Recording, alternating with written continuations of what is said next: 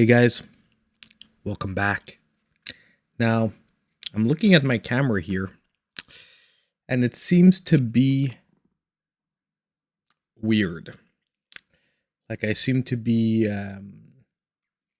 frame rate seems to be off. And I'm sort of annoyed that I didn't test this before I started the stream, because that means that most likely I need to reset the dock that the camera is plugged into. Slightly annoying. We're gonna have to do that though. You're gonna be able to hear me, but the video is gonna cut out for a few seconds. But I'd rather do this now before we get things going because, you know, once we get things going, we're gonna be switching to the top-down view like this. No, and the camera there is delay. I'm pretty sure it's, oh, not on this one though. Really only my main camera. So give me just a sec here. What we're going to do is I'm going to just reset that camera. I'm going to unplug it for a second. And you're going to hear me, but you're not going to see me for a few seconds. Before we do that, I'm just going to say hi to everyone. Hey Forrest, hey Nanaki, Mike, Jumping Bear.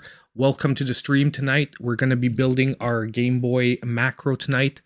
I'm super happy the shell came in. It's really unexpected. I didn't think they would send this by a company that actually does deliveries on Saturday in Canada because those are way more expensive. But they did. So it came as a total surprise at around 11 o'clock. The guy dropped the package off. I was like, man, could this be the shell when I just told everyone yesterday that we most likely won't be able to do it tonight? So give me a second before we get into things.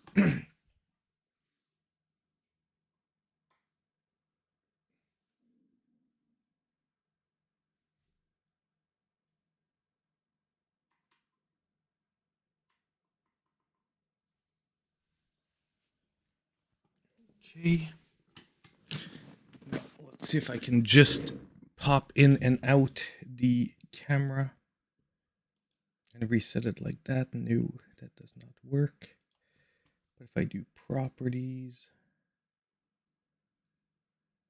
I choose.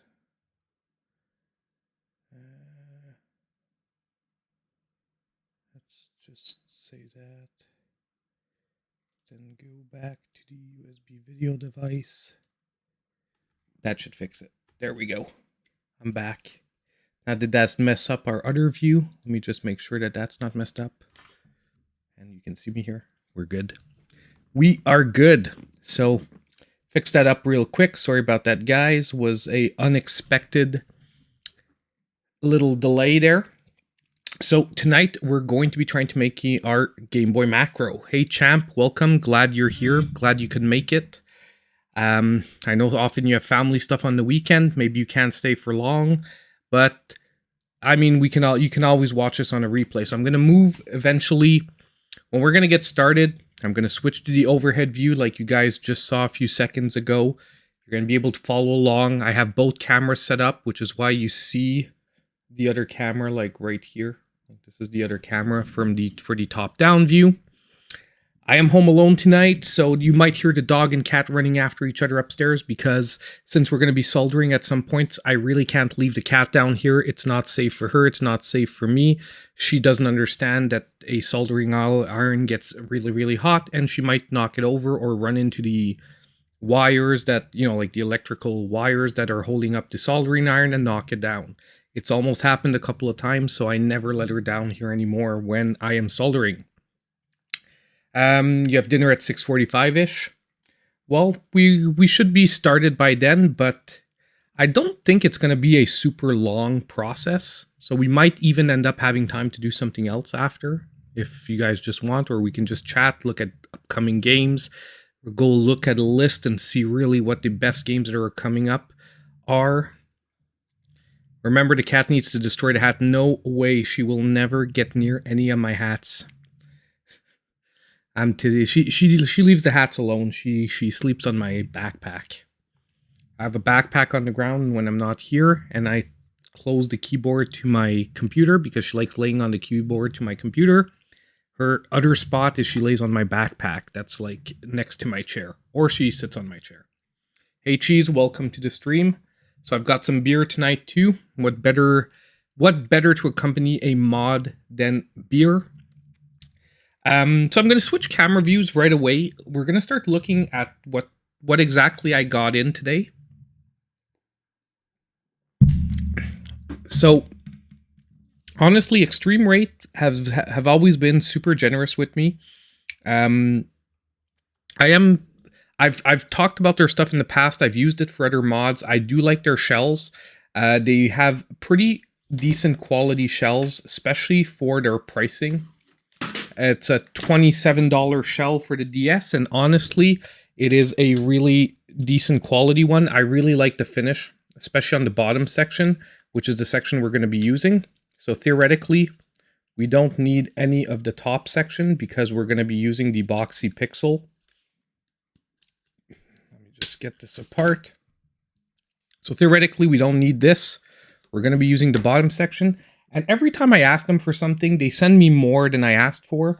So they even sent me a separate shell too. Where did I put it?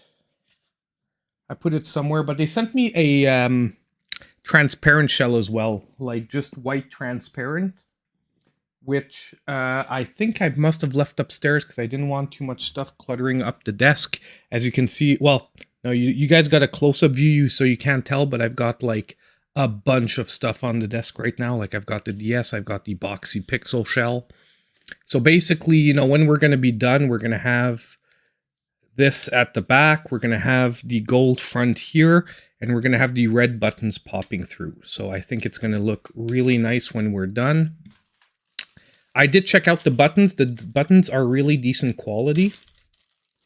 The only one I actually might not use, just because I think it's going to be even nicer to leave the black ones in, is I think I want to keep the L and R triggers black here. Like I think it's even better with the contrast here if the L and R triggers stay black. But we can always decide that a little bit later on. You have the upcoming Switch GameStop release dates, at least up to last Saturday. Yeah, I often look at them too because I try to pre-order the physical versions that I want to pick up their day ones, that I want to pick up in person, like Rabbids coming out next week and whatnot. But other than that, we've got the buttons here, so we're only going to need the A and B button, which that's why we're not going to need that one. We're going to need A and B here. That's X. This is A and B. We're only going to need A and B, D-pad, power switch, volume rocker, and our start and select buttons right here. So once we're going to have that on, buttons popping out, it's going to pop out red over the front yellow/golden shell front. And we're going to have the glass finish screen here on the front. So I do think we're going to get something together that looks really nice. I already have other Game Boy macros, but this most likely will take the place of my main one. So this one should be charged. Now, this DS, I do know it's working because it actually still works both screens, but this is busted. Like you can see, it doesn't hold up. Now, I know you only need to switch out, theoretically, the parts here, but I'm still going to be keeping the top screen because I actually might use it on another project or another DS eventually that might have a really busted top screen. But the advantage of having one that works is I made sure that this one has a working GBA slot. Because the worst thing is to put this all together and then realize like your GBA slot isn't working. So yeah. Why is it not? Oh, it's probably ran out of battery. Anyway, we're gonna. But I did test this one before, so I do know it has a working GBA slot. I'm not sure why it's saved in French, because I never put my stuff in French. I probably just didn't switch the language. We're going to do a couple of things first. This we don't care, because we're not going to be using any games that really follow the current date. We could use the timer, but we can always set that later.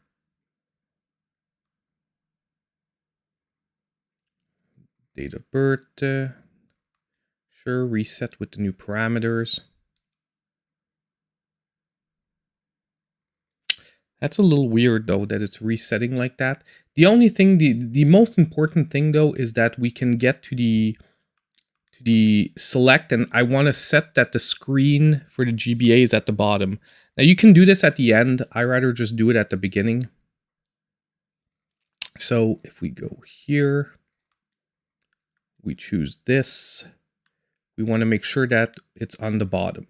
So what that means is that the GBA games are automatically going to start on the bottom screen. If you do not do that, the default screen is the top one. So once you do the mod, if you pop a game in, you turn it on, it looks like it's not working. It's because the DS is actually trying to send the image to the top screen. So I've seen people go through this and wonder why it's not working at the end. They just forget to select that. Other than that, where can I do the languages here? I want English. There we go. Sure, shut down. Let's just see if it saved all our stuff. It should have. But I like to go through this first. That way we know we've got it. Pictochat, English, this, and it's set to touchscreen. We're good. It's going to want to shut down again. Yes. And now we're going to leave it shut down. So part numero uno, obviously, we're going to have to take this one apart. So we're going to have to take this one apart. This is the XY. We're going to put this to the side. I'm going to make sure that this is center view. Now, they also sent me an extra kit of screwdrivers and equipment here. We're going to probably be using the tweezers. I don't think we're going to need the spudger, but I will be using the brush later on. So they sent this to me too, but I had most of this stuff before. But they just send better quality ones, because the ones you get with the shell, because they give you everything you need here, are these, which are slightly cheaper versions. They sent me the high-grade versions, the extra ones. So I'm going to take these out. We might use these. But most likely, other than that, I'm going to be using my own screwdrivers. Ugh. Or maybe I'm going to use this one for the tri-wings, and I'll use my own screwdriver for the Phillips head. That way I won't have to swap them around. This should be the right Phillips head. So let's start by taking out the battery. First thing you want to do, you can pop this out too. You want to take out the battery. Number one, as soon as you open up, you want to make sure you never short anything with a battery in it. Not a super high risk in this kind of device, but still would suck to happen. There we go. I always suck. I have no nails. There we go. Battery's out, and there's a few Phillips down here. So might as well take them out at the same time.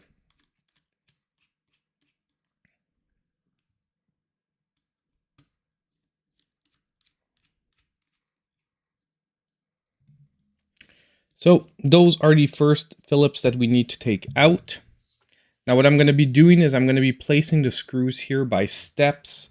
So they're going to be off the screen at the top here, but I'm placing them by steps. Now, we do have a bunch of replacement screws here for pretty much everything. So theoretically, even if we lose some, it wouldn't matter. But if you're doing this yourself, you're not using a replacement shell, you're going to want to make sure to keep all the screws as you take them apart. Number two, now we're going to have to switch over to the tri-wing for the next ones. And we've got 1, 2, 3, 2 under this thing, and another one at the front here. I might be forgetting some because I haven't done this in like a year, but if it doesn't come apart, I'll go searching for the other ones. Is that still a tri-wing in there? You have to check, because sometimes if someone's been in here, you could no longer have tri-wings there, but it is. But it's not turning. So someone did try to get in here. Hold on. We're going to be using my own tri-wing. Because I'm going to need a larger one. The screw is a little worn out. Someone did try to get in here.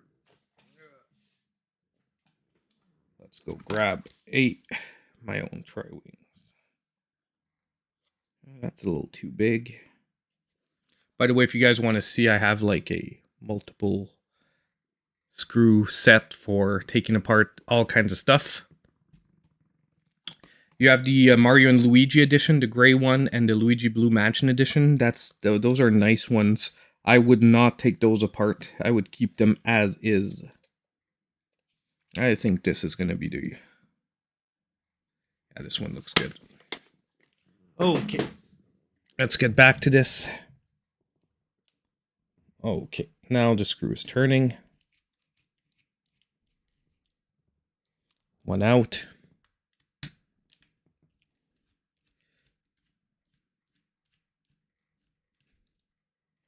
Two out.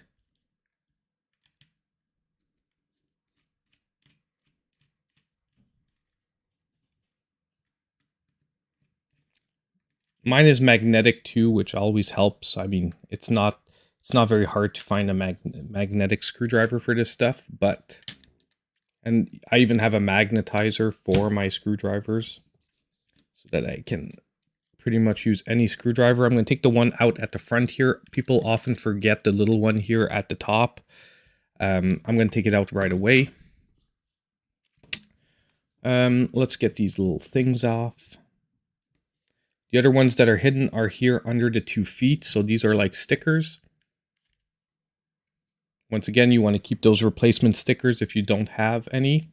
And those are going to be some Phillips heads in there. So I'm going to use one of their screwdrivers that they gave me. So we're going to do the reverse thing. I'm going to use their Phillips, and I'm going to use my tri-wing.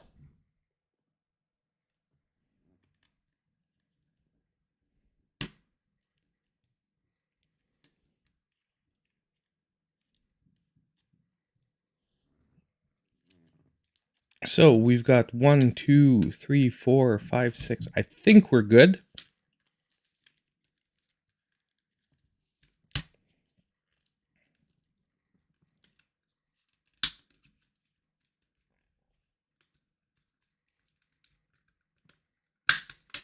Yeah, we are. There we go. So we've got this one off already. That's where this goes, and that's where that goes. So what we're going to do is, before doing anything, I'm going to prep the back of the shell here, because I couldn't remember where this little metal thingy went that I have for the replacement shell. So I want to reproduce it before we move on with preparing this part.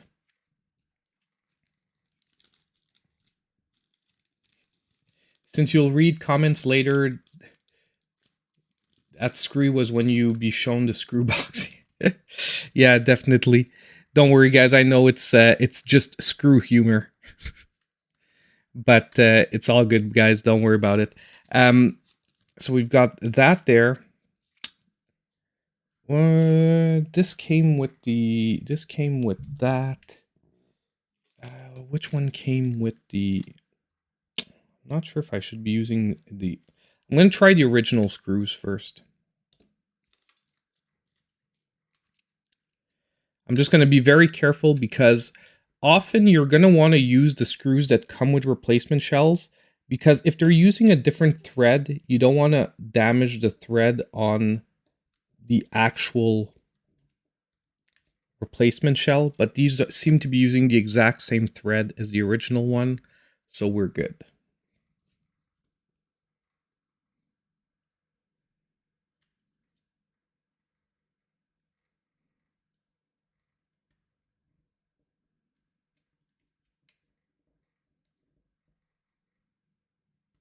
Now the whole stylus part here, we don't need to put back in, because we're not going to be really using a stylus with this. I might actually glue the stylus here into this section, but we'll see how it goes towards the night. That's something I can always open it up and do later. it's not super important, but if you don't put in the stylus thing, because I do have a red stylus to match, what you can always do is you can cut off the end of the stylus, and I just super glue it there so that basically it's just blocked off. And now you have this little thing here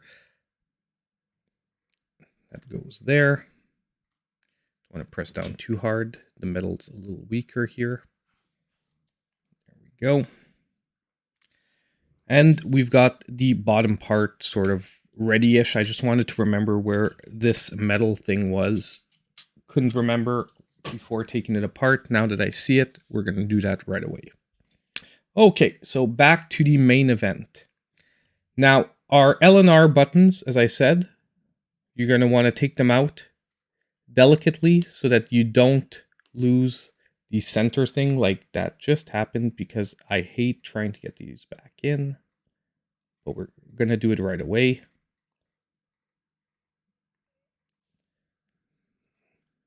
Especially if you want to reuse them, you're going to want to make sure that these stay safe off to the side. Okay. Next, we've got a couple of other things that we need to take off. So we've got a plug here that we can remove that actually fishes its way around. And we have here, which is the Wi-Fi connector that we can remove. And then this part actually just is stuck in there.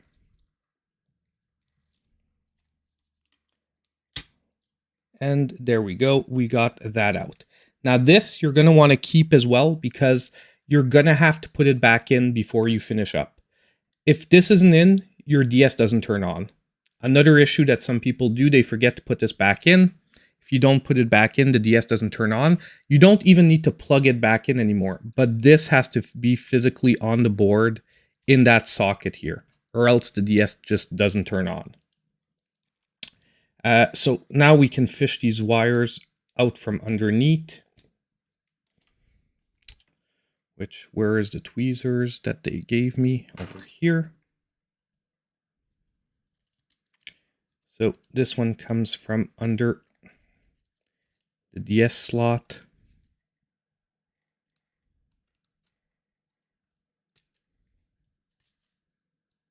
We are not going to need it. This one we're going to take out when we actually take the board out. This here, we can pop it up and pull it out. This is our digitizer here. So normally this is what makes the actual touch screen work here at the front. We can take that out because we're not going to be using it. Trying to remember, I think I've got everything. Now all we need to do is remove the screws holding this down. I see one, but we're supposed to have a second one here. Weird. But let's do this.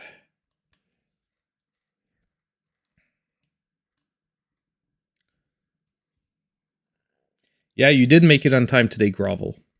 So, by the way, hey, MKF, sorry I didn't say hi to you a little earlier. I did see you talking in the chat. Welcome to the stream tonight, my friend. Welcome, Grovel.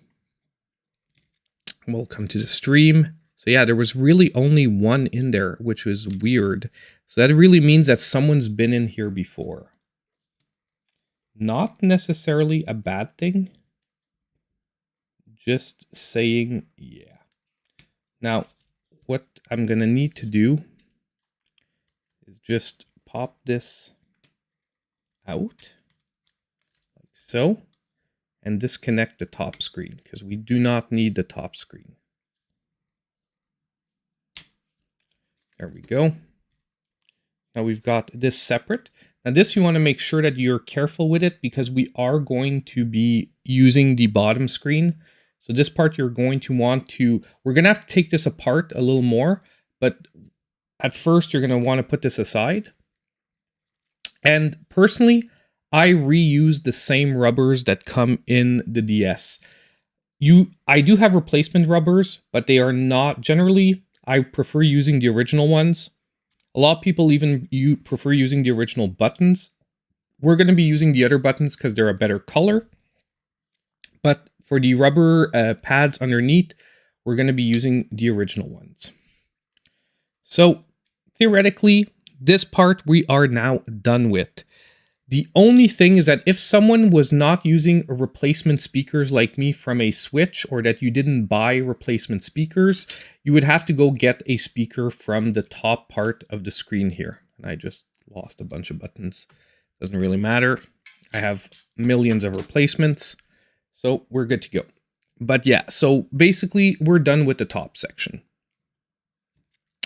Now we are not done with this section.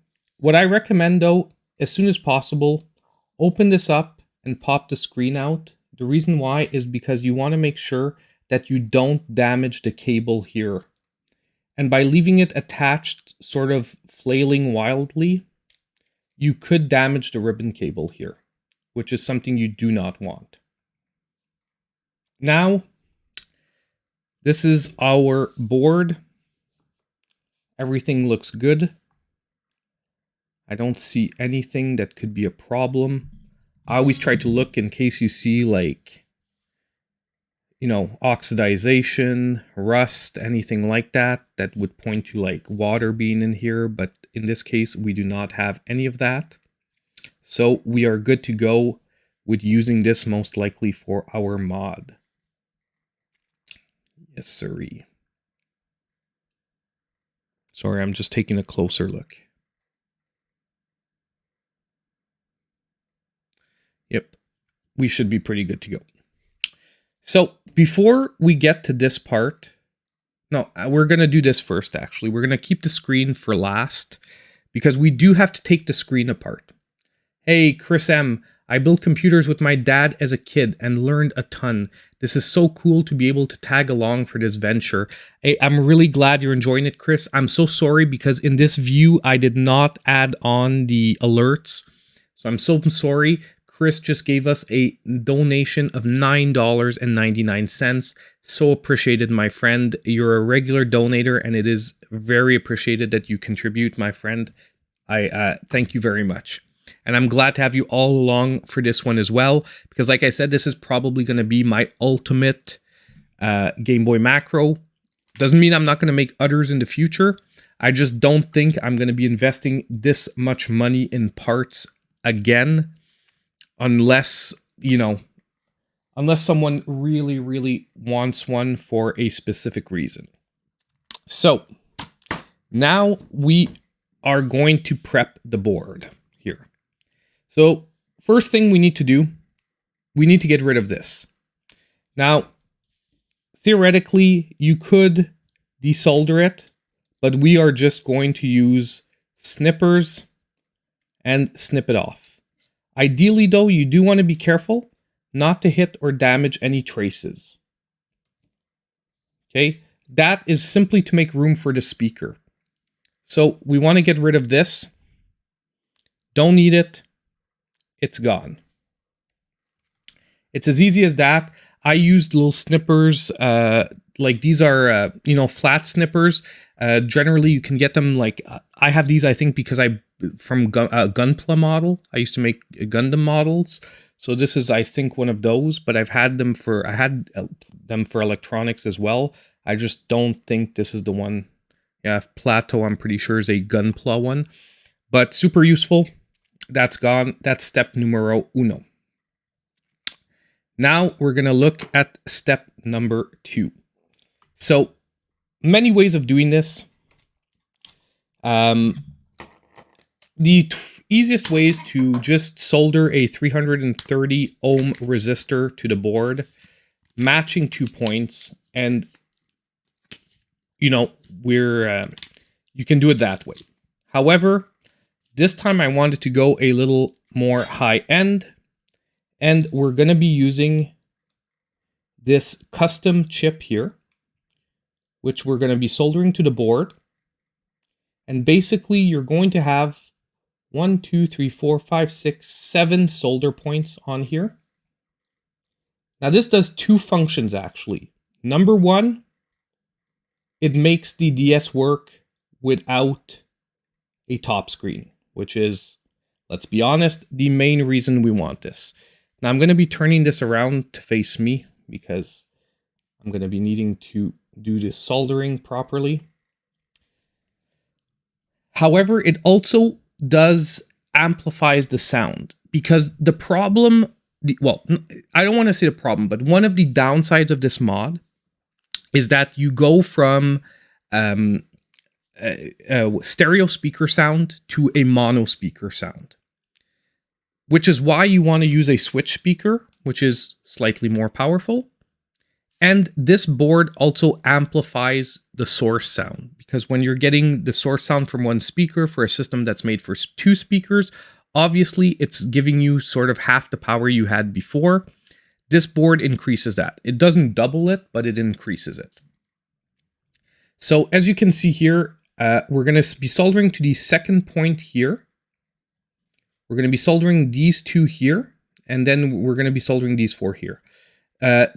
The important thing here is I wanted to see what other points it was soldering to, because we're gonna prep them. Let me turn my iron on to get it heated up while we're talking. Is it on? No, it's not.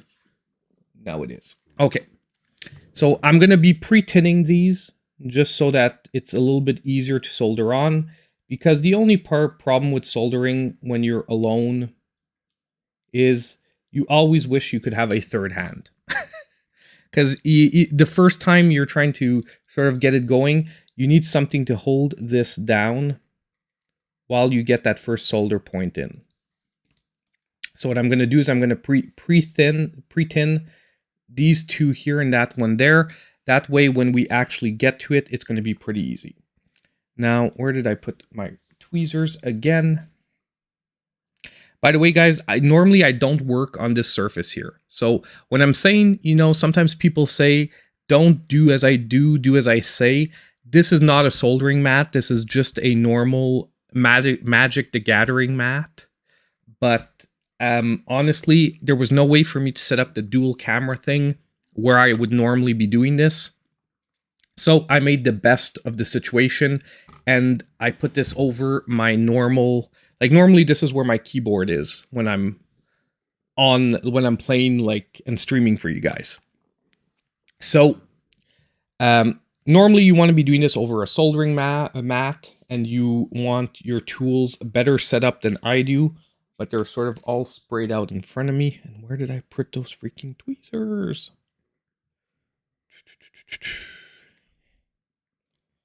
My God, I'm not.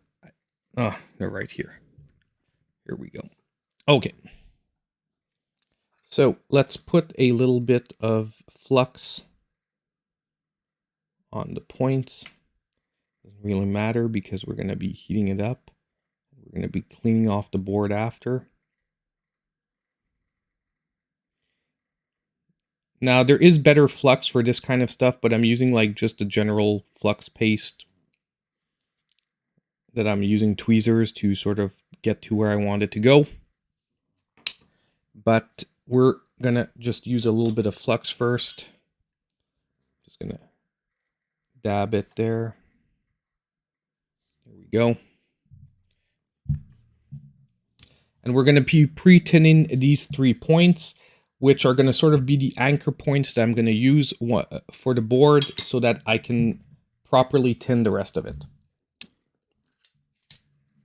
Also, the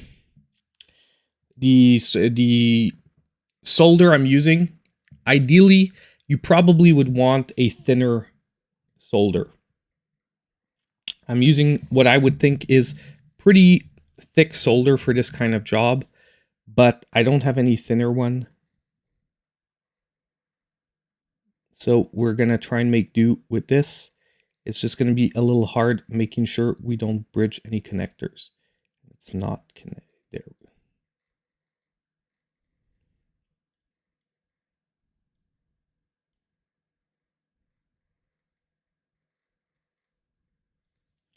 One, two, and three. Perfect.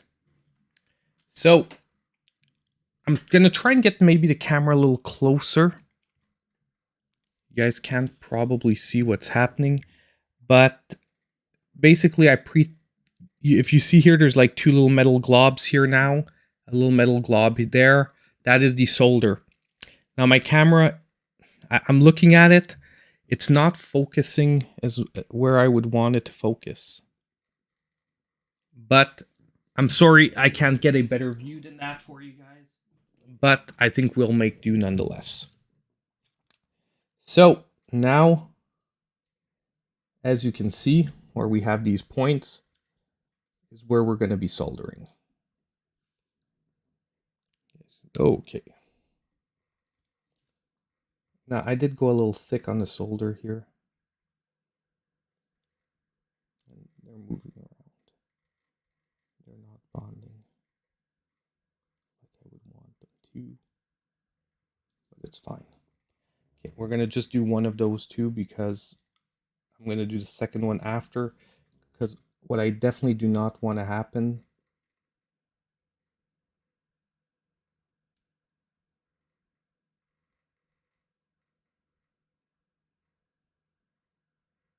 is have it bridge. Okay, so that's a little dirty, but it's going to hold now so that I can get the other points down.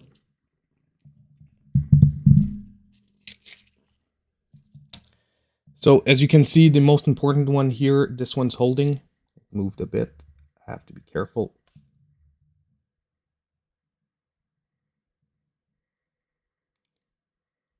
That one really needs to fuse. Okay.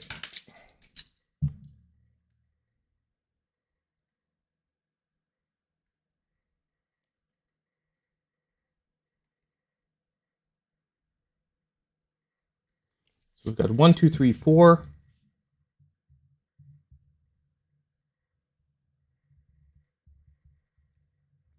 A little bit more there. Now we're just going to fix that one up so it's nice. So theoretically, we're done with the solder for this part. We do still have to attach the speaker here, which we're going to do next. But theoretically, the soldering job is no larger than that. There's one of these points here I just want to check on. Yeah, we're good, we're good, we're good. Okay.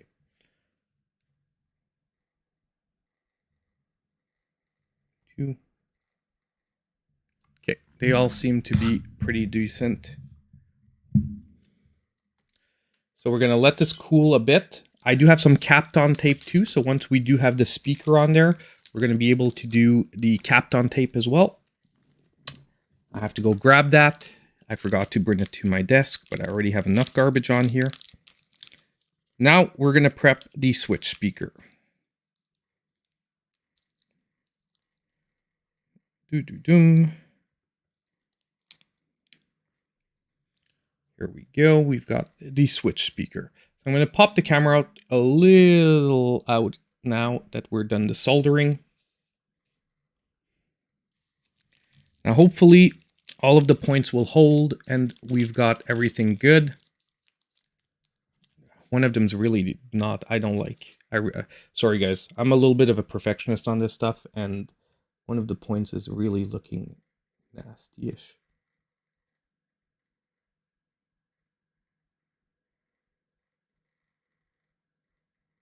There we go. It just had too much solder on it. Just wanted to clean it up a bit, give it a better looking finish. Okay. So speaker wires, extremely small. However, we're gonna cut them here. Now I do have my wire strippers. I just don't know if they're too small. So we're gonna cut them off here. And let's start with a 30. I don't know what gauge they are. Let's start with the 30 and move our way down. It's smaller than that.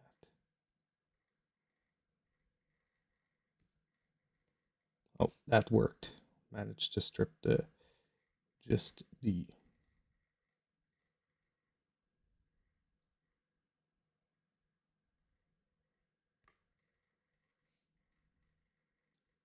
There we go.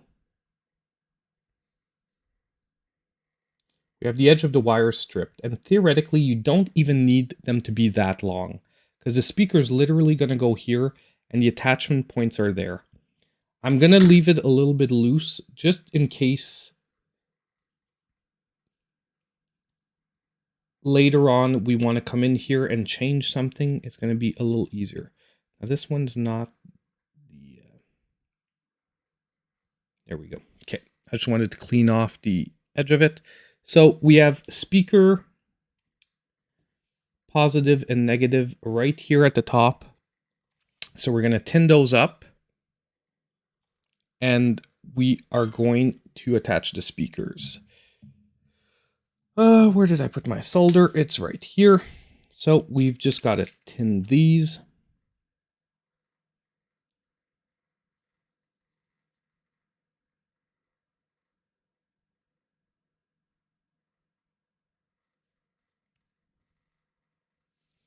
There we go. And now we just have to get the speaker wires in.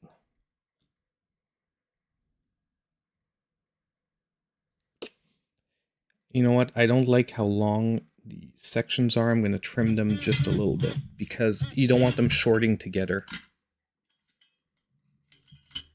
Give me a second here.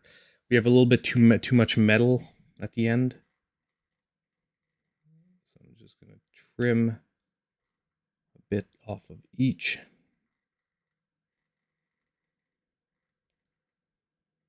Because the worst thing that could happen is to have your two speaker wires short out like one against the other. And they are pretty close on the board here. So we are going to be careful. I'm going to turn this around to give myself a better view. Normally you have positive, negative. If they're following normal conventions, red should be positive, black should be ground or negative. Some people say negative, but theoretically it's ground.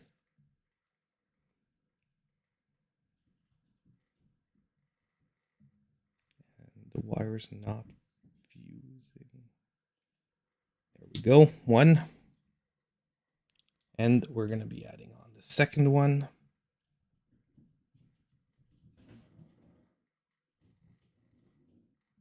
Boom. We have the speaker on.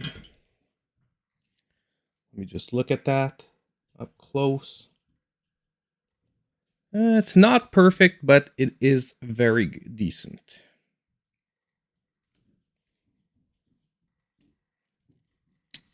So this one here, this one here. Now I know we're going to put these in the front, by the way. Don't worry.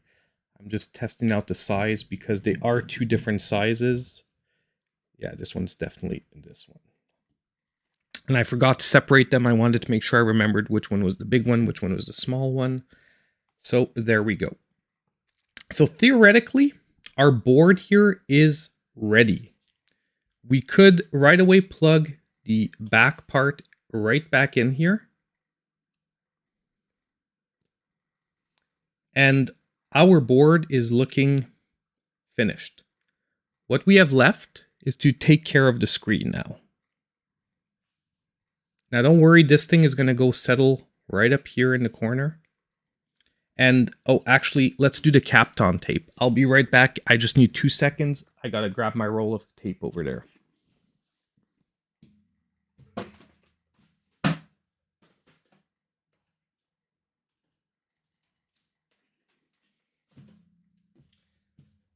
So Kapton tape is basically a special kind of tape to prevent electrical short circuits. If you do a lot of modding like this, it is a cheap investment that is definitely worth it.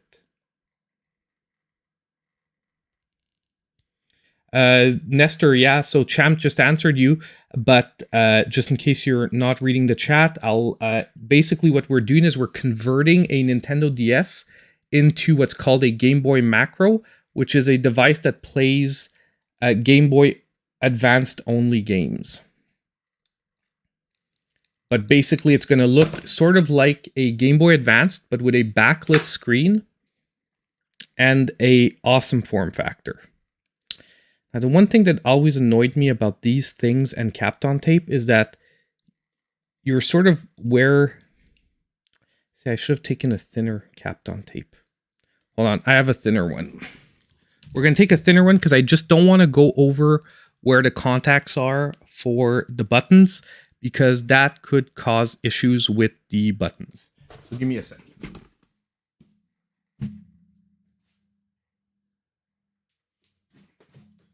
So I have multiple rolls. This one's just a thinner one. So if you see, it's the same thing. It's just about half the width. So you can fit it on smaller areas.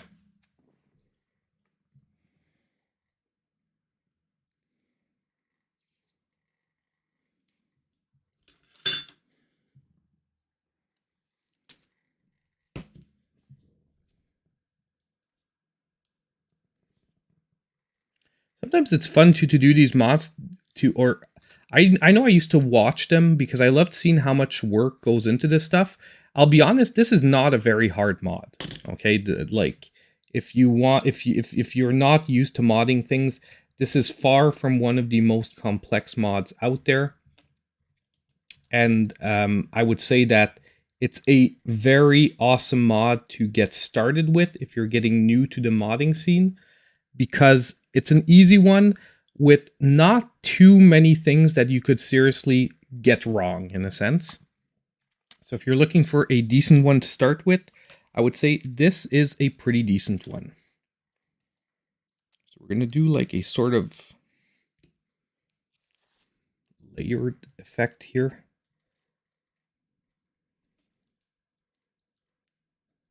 I just want a little part for that thing right there. But basically, especially because we're using an aluminum front plate, I really don't want any risk of this shorting out. And because we're using that aluminum front plate, there is probably a slightly higher risk than if we weren't. Like if you're using a plastic front plate, there's very little risk of any of this shorting. But in our case, that's not what we're doing. So better safe than sorry.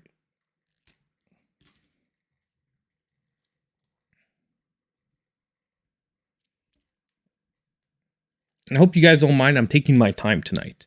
Like, theoretically, I could probably rush through this a lot quicker, especially if I wasn't talking and whatnot.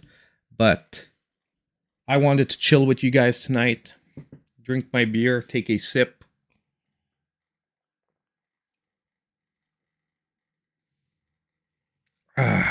Hey, Wild One.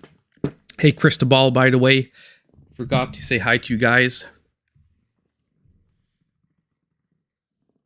But yes, definitely. Now, this is not sticking like I would like it to, but it's...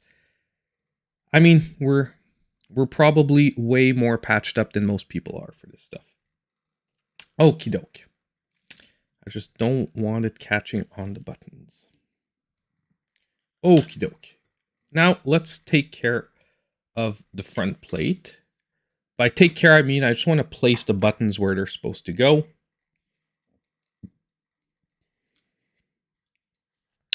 There is no direction for the D-pad, but hey, that's going to look pretty snazzy. I like that. We have the cover right here.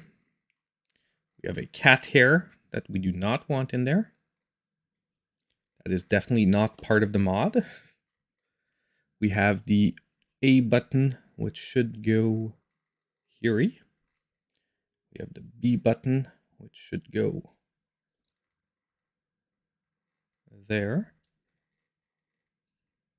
But it's the B button is upside down. So it should go like so. There we go. Now, if you're wondering why is there no XY, Game Boy Advance only has 2 buttons, people. That is why these shells are fun, because my other Game Boy macros still have 4 buttons, because I would not block up the buttons on the front plate. It was way too much work. Already, like, covering up the hinges was a huge hassle, and repainting them, I was not going to do the extra work to cover up the buttons. There we go. Now, start select actually are the same button twice, so there's no difference between the two, so it doesn't matter which you put where. The cover here. And these front plates are really well made. I love it because they're really holding the rubber hinges in, like no problem. Like, just give you guys a look what it's going to look like. Pretty awesome. There we go. There's only the start select that's been a little fidgety. I'm going to try the other way around. I don't think it makes a difference, but it's annoying me that they're like not locking in there. Okie doke. There we go. Front done. Now, the scariest part of the mod for me, okay? Some people, the soldering is going to be the scary part. I'll be honest, for me, not so much.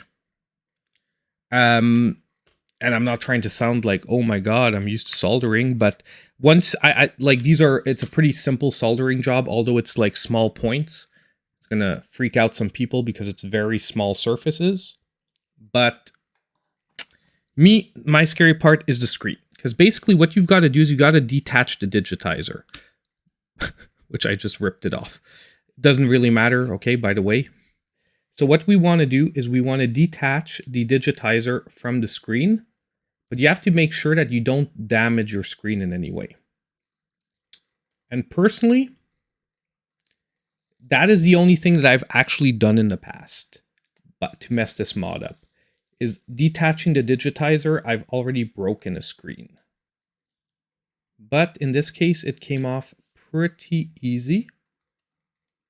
So this is the digitizer. This is basically what does the touch screen function, if you will. So we don't need that anymore. Now now we have to detach as well the second layer. And the second layer is the one that, for me at least, is a little bit harder. Because you really want to make sure that you don't scratch the screen on the inside either. So I'm actually going to use the cheap spudger here. Why am I using the cheap one and not the big one? Because it doesn't go as deep. You just want to go around the corners to try and weaken the bond. Now, theoretically, you could use like a hairdryer. See here at the bottom here, I'm really worried that I'm going to damage the screen though. So we're going to work around the side here first.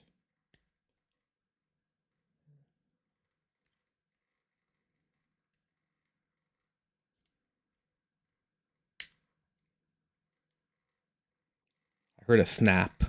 I think it's just the bond, but these screens are actually really easy to damage. And like I said, I've done it before, unfortunately. I don't have the most delicate hands in the world. That's most likely... Hey, Ricardo. Welcome to the stream, my friend. That is probably my biggest issue, is I really don't have the most delicate hands in the world. So when it gets to this stuff, this is sometimes where I have issues. And there we go. It is off. Okay, so why do I remove this? Because we are using our own glass screen lens at the front. Now this is the actual screen.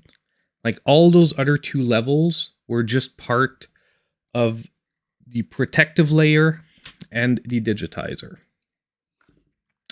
Now, wow. Now this is where the brush comes in handy. You want to make sure you don't have any dust on there. Theoretically, you shouldn't have had some before, but now because you've opened it up to the air, it could. And I'm almost sure I do.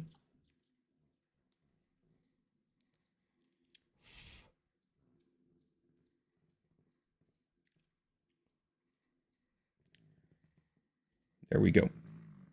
Now, honestly, when you're doing these, the number of times I've wound up with a speck of dust is insane. Okay? It just happens. Especially because we're going to do the screen lens at the last step. It most likely could very well happen. But now we've got the screen apart. And it's time to put it back into our board. So for this, all you need to do is enter it right here. Normally it should go in pretty easily. This one's being a little, I don't want to say challenging, but it's not slotting the easiest. And like I said, I don't have the most delicate hands in the world. We've all got issues. That is mine. I have like meaty fingers. And I sometimes lack delicacy in this stuff.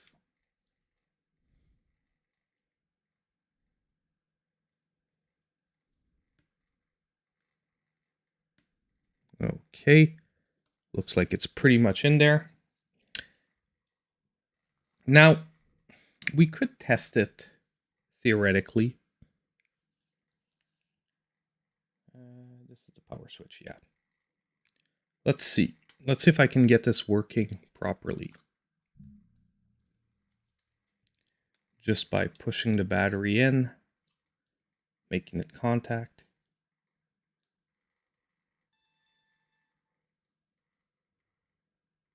And we've got it working, boys.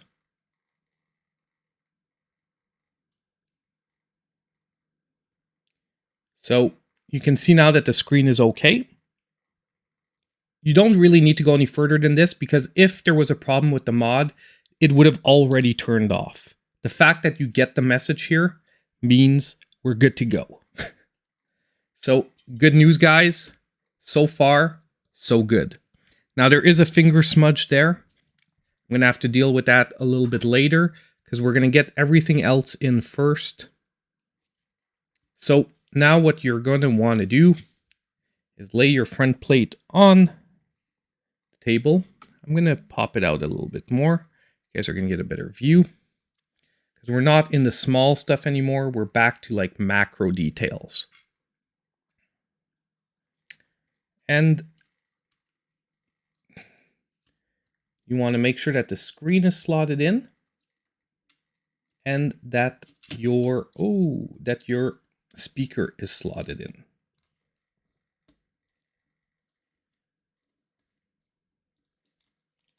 Now, the speaker wires are annoying me just a tad because you don't want them where you're going to be screwing in things.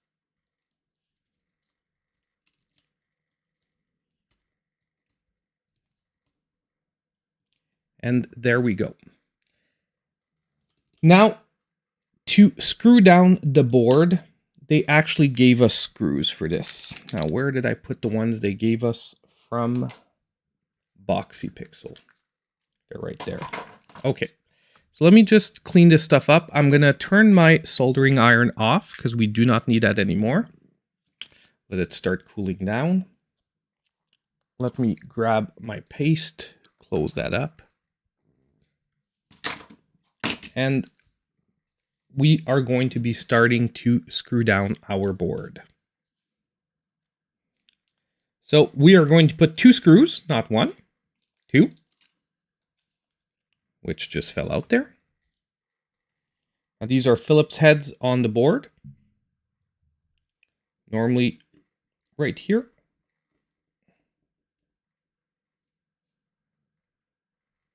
And right over here.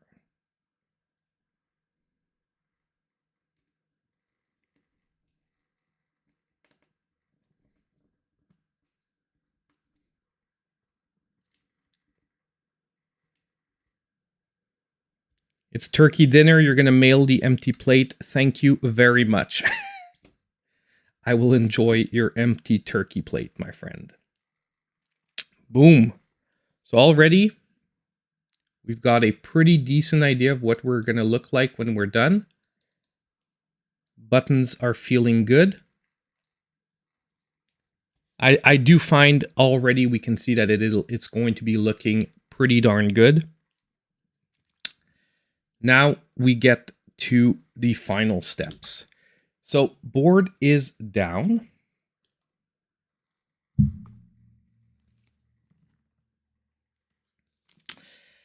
Now I just want to see something here. I just want to see the fitting. Okay, fitting is fine. We're good there. Now don't worry, I know the buttons aren't there or anything, and oh my freaking god, at one point I knocked the spring out of one of the two Game Boy buttons, the LNR buttons, and I cannot see where the spring is. I see where the metal tube is, but I do not see where the spring is. My freaking god.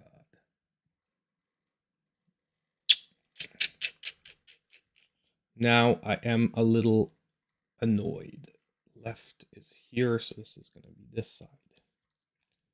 Okay, so normally you're going to want to get these bad boys in. You've got a little notch here.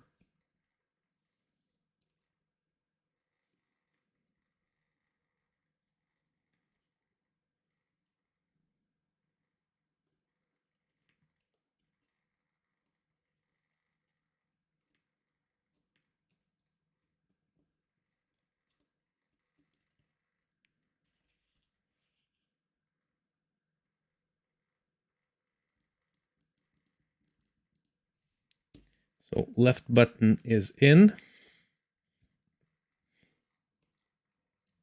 Now we lost the spring on this one. I'm looking quickly around the table. That is one of the most annoying things to lose. Now, I'm going to most likely use the replacement spring that came in the Boxy Pixel shell. In the, eXtremeRate shell.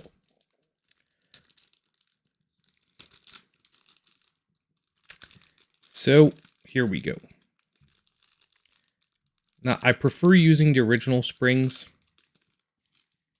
but, you know, beggars cannot be choosers. We are stuck. We lost one, so we're going to be using the replacement one.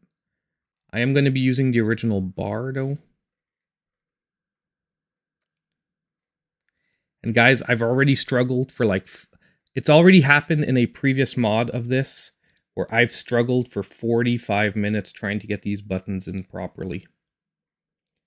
Because they can be like now, when they decide that they don't want to cooperate, it can be one of the most trying situations you've ever gone through. And one of the reasons I don't like using the springs that come with mod shells is that they're generally newer springs, so they are actually more temperamental. Like what's happening now. Not the most... And you see, this is where not having the most delicate fingers in the world is really hurting me. Now, we've got that in. All I need to do is get tweezers. Here is get the little head of the spring in there. Boom. It's in. Okay. So I'm starting with the black buttons, okay? I'm starting with the black buttons. We could use the red ones. It is not impossible to use the red ones. I just find that it adds another layer, like another touch of originality, a third color in there. So we've got gold at the front, we've got red, and we've got some black representation in there. Now, where is the stylus? Where did I put the stylus? Because I'm sort of thinking if I want to block off the stylus, we should do that before we get further. Let me see if I can find the stylus really quickly. Oh, I found a clear shell. Told you guys, eXtremeRate already also sent me a clear shell. This is the clear shell for the DS. So if we would have wanted to do a clear backing on it, we could have done that as well. Ah, here's the rest of the box. Oh, I think it's over here. Yep, the stylus is here. So theoretically, I'm looking around the table and I don't see my super glue, which is a little annoying because we'll need it if I do want to do what I want to do. Okay, so theoretically what you can do is you can put your stylus like so, and then you can just sort of super glue this here so that you don't have this weird hole at the bottom. And actually, we can just put the stylus in. Because I can't find my super glue. What I think we're going to do is we're actually going to put the stylus part in. Originally, with the old mod, you couldn't do this. The reason why is that your speaker was actually right here, where the stylus normally goes. So you had to remove this to have room for your speaker, which is why I would cut it off till here. Like right here, I would cut this off, and I would basically glue in just the head of the stylus here. So that just this was blocked off, a little bit cleaner, and you still had room for the speaker, like, here about. But because we've moved the speaker back to the front in this mod, we can actually put the stylus thing back in. And when I'm saying stylus thing, is that basically what holds the stylus is this little thing here that we basically have to screw in. So we are actually going to do that. Now let me look at the backing on the original DS. I want to see what the screws look like for that. Where did I put the back of the original DS? This is the problem with working in an extremely small surface area. I sort of have to put things all over, and normally when I do this stuff, I'm very meticulous of I always put certain things to the right, certain things to the left, certain things to the top, so that when I'm looking for them, I sort of always have them. And today, that is not the way this is going. And now I cannot find... Oh, there's the back of the original DS. Okie doke. So these are Phillips heads.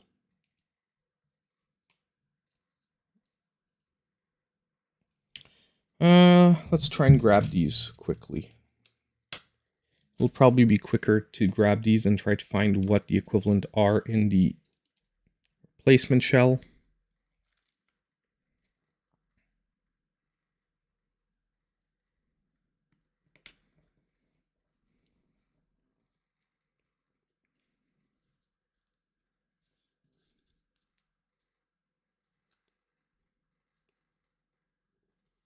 Why does this look like it's going in crooked?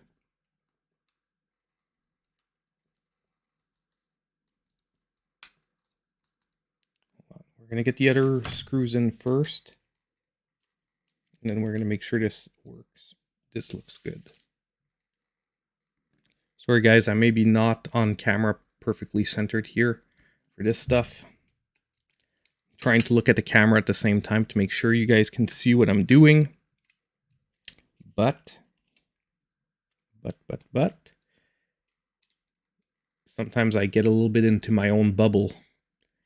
I forget that I'm doing this in front of a bunch of people. And a bunch of people are going to be able to watch this afterwards. So we've got that there. And our stylus fits in. So that's good to go.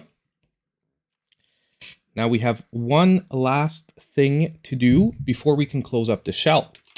And it's actually a super important thing that sometimes people forget, and then you wind up having to open your shell again. And that is if you're using a replacement shell, there is a little metal block like so that you have to fit into place here. And this is what allows you to screw in the door on the battery cover. If you do not have this in your shell in its proper place, you will not be able to install your battery cover. Now this one's been a little difficult.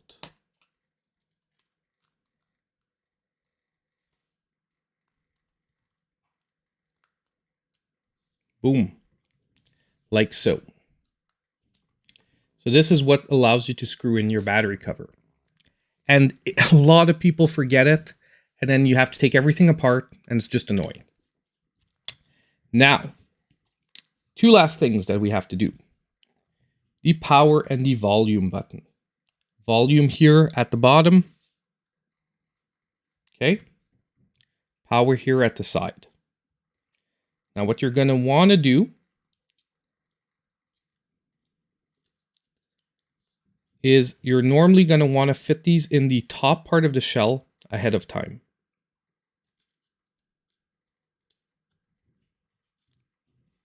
Now some people could be tempted to put them into the bottom part of the shell. But I'm telling you right away, it's going to be harder. Now, this one, I don't know why it doesn't want to go in. Am I putting it backwards? I do not believe so.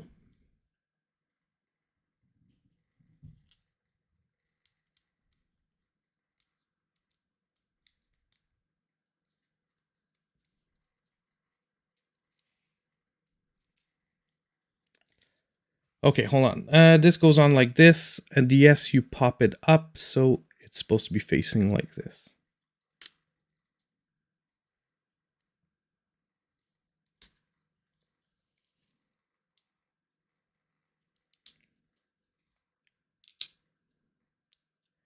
Whew.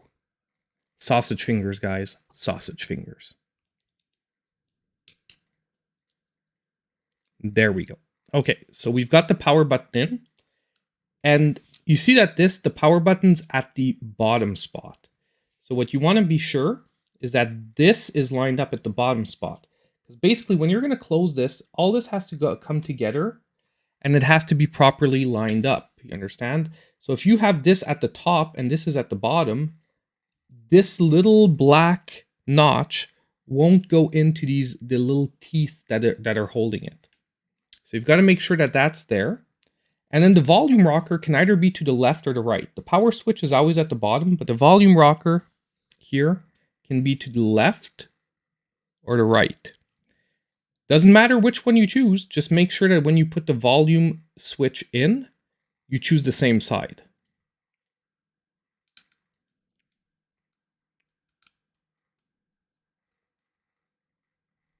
And I think it goes in like so. So we are putting it to putting this to the far, like my left. So the button will be lined up to the far left. Now, normally, if we line this all up properly, this should come all together in one swift and easy motion. And boom, we have our back cover on. Now, all we have left to do is to basically get our screws back in. So once again, I'm reusing the original ones. I don't know if these are going to fit the Boxy Pixel faceplate.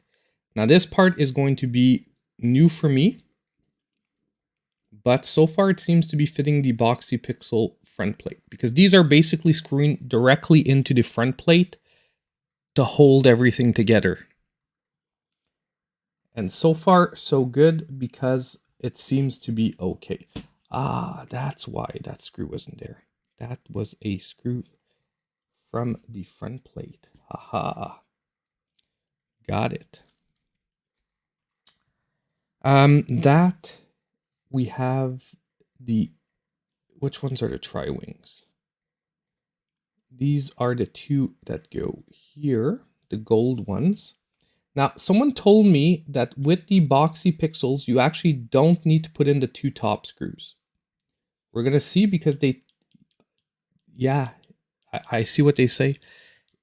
Some people have been saying don't put in the top screws because the L and R triggers become extremely unresponsive. Like they lose that clickiness.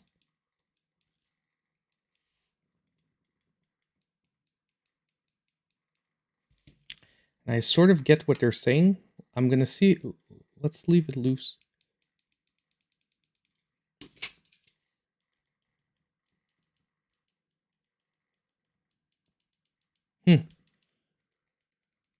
They have less travel than before with this shell.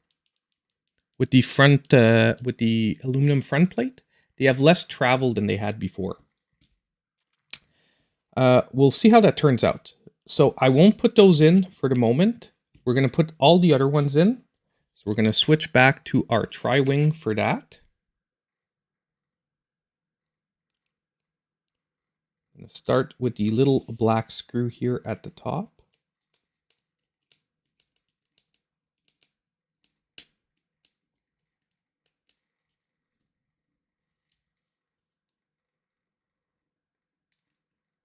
This one seems to be going in weirdly. Okay, we're going to leave that one to the end then. Let's do the other ones. Maybe it's just because there isn't enough tension.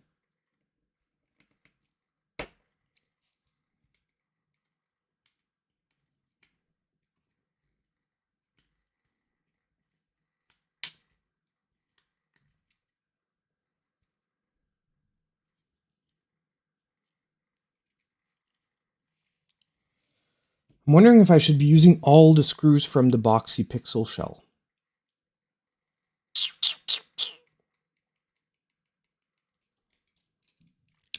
I'm sort of debating, guys, here. I want to see what happens if I use the screws that came with the Boxy Pixel in those. I want to see if they go in smoother.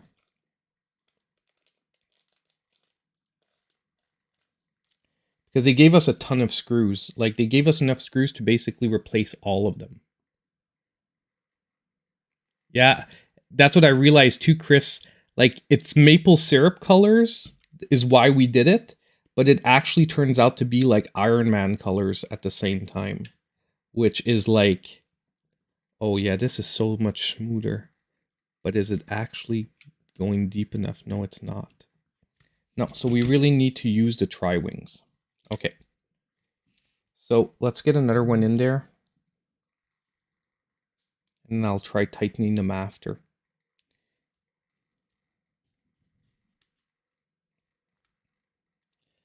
That basically, I'm not getting the same feeling like from the screws gripping. Guys, that's what's making me question whether, you know, these are the proper screws, but these are the proper screws that were there in the original one. It's just that now we're going into the aluminum shell. So obviously it's different. 1, 2, and 3 is down here.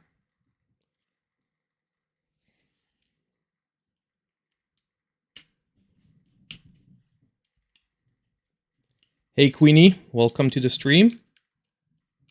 We're, I would say 95% done, or 90 maybe. We still have the front plate to go on.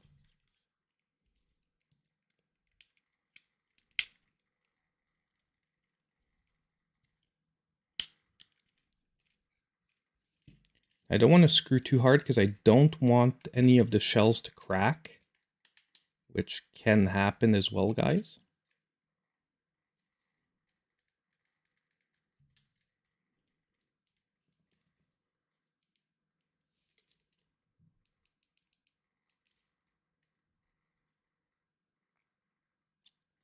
Right, left. These are really a lot tighter. I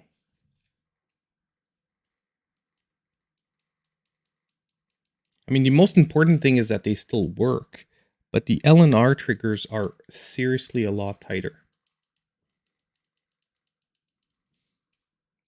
Like, there's no travel distance, guys. That's when I'm saying tighter, it's that there's no travel distance.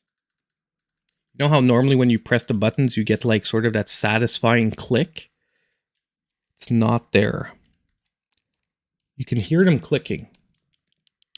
Like, I know I'm pressing the button. I'm putting it up to the microphone. It's just that it's not as satisfying as the normal click you get from them. So if you're playing like a game like Drill Dozer or something where like you have to use them a lot, I'm wondering how satisfying it's going to be with that. And I'm wondering where it's coming from.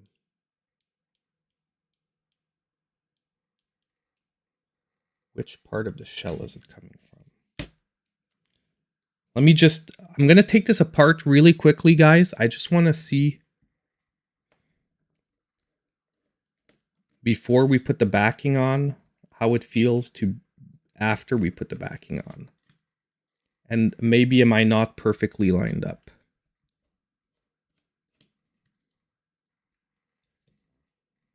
So 3 tri-wings are there. We just got this one here.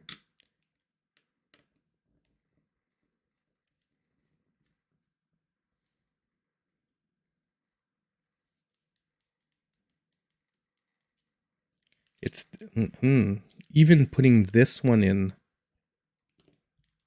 is actually okay. So let's just pop this off. See, there's the travels here. Here, there's the travels. Okay.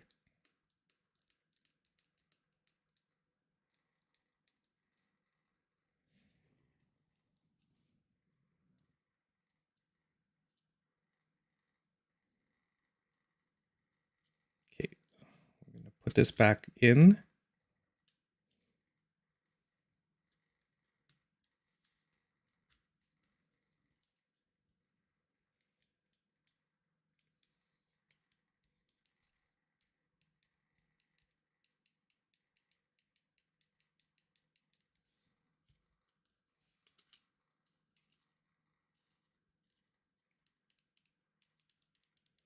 Like they're still working. They're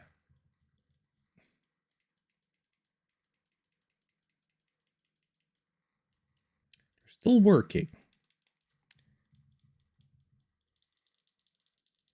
Okay. Let me just see one last test. Let's put the original Game Boy back on this. And then I'll look at making the mods I need to make so that it works. So when you try a new combination of items, you often get little things like this where you're like, that's different. But I did read on the Boxy Pixel website that they said that this happens.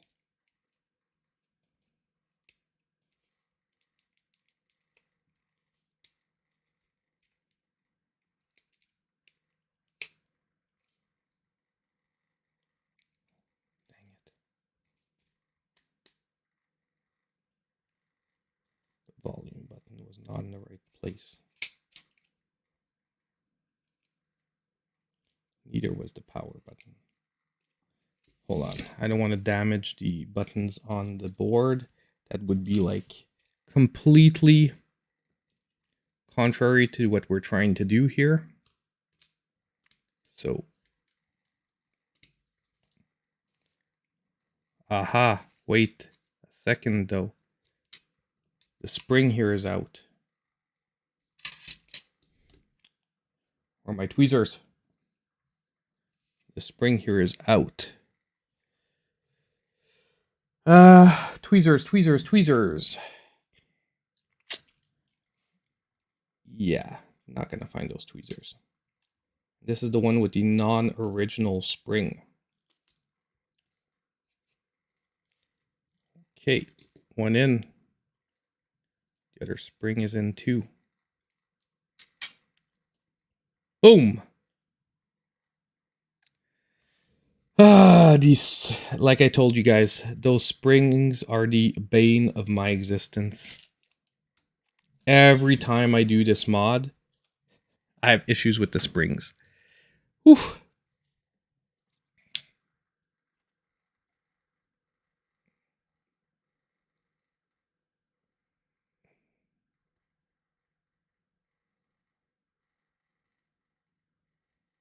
Okay, let's get this back in. It went for a trip. There we go.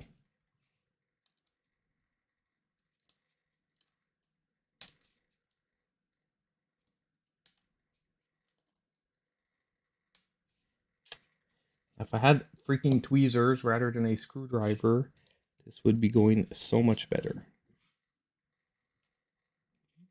Because now the magnetism is actually working against me.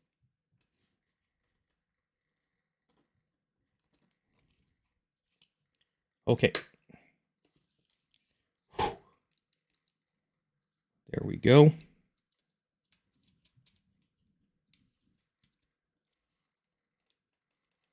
Now you see, now they have some pretty decent travel here. They have, I would say, better travel here.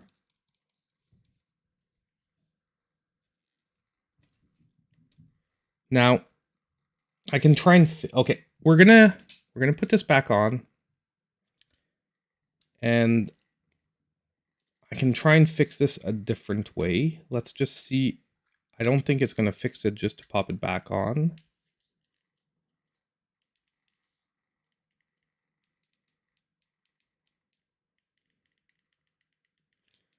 I mean, they're still working.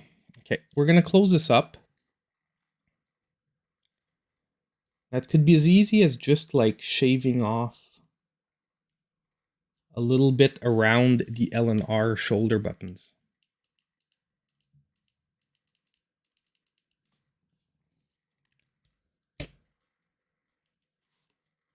I actually, just to answer your question, MKF, I actually never officially worked as a tech guy. Like, I've never had the role of a tech guy, other than like working at GameStop. Like, would be the closest to the role of a tech guy that I would have officially had. I'm just sort of self-taught because over the years, this is all stuff I just like doing. Now, give me a sec. I want to see what we can do about this.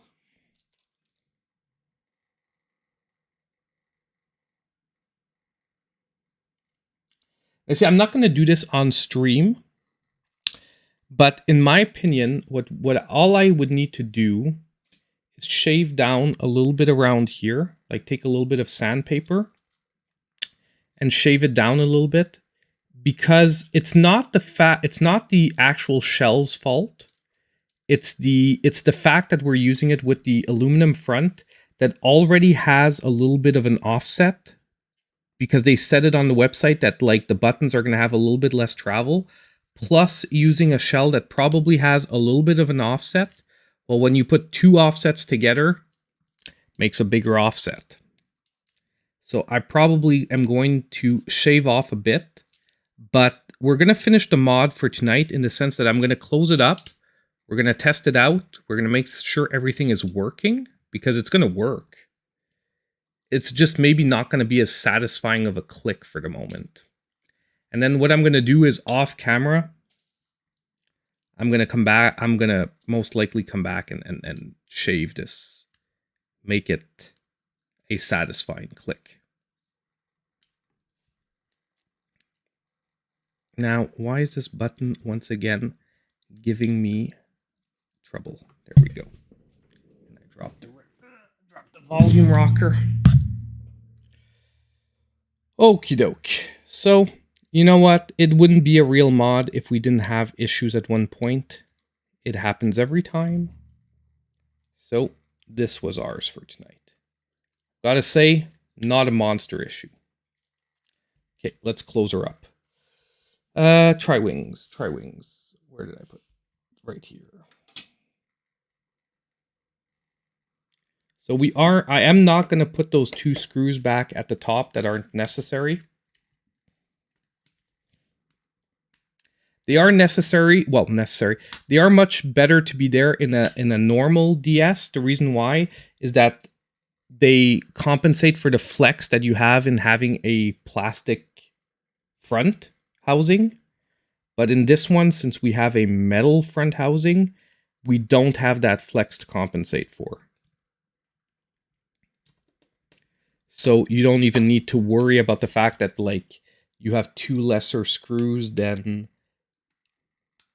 like in your original DS, because you're not talking about the same type of housing at the front.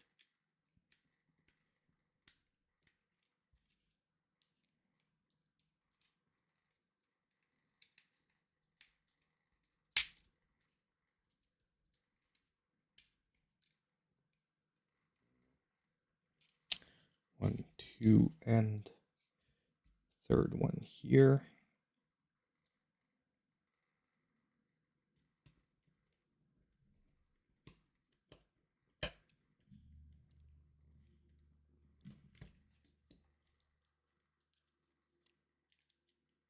Okay, so power button, volume rocker seem fine.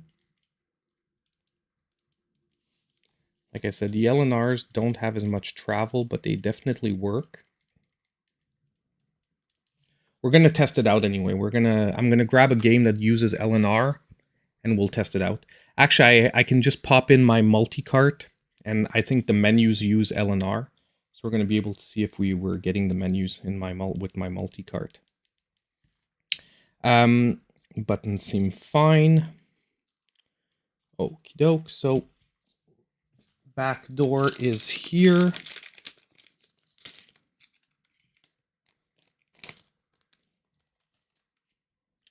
Where did I put the battery? Battery.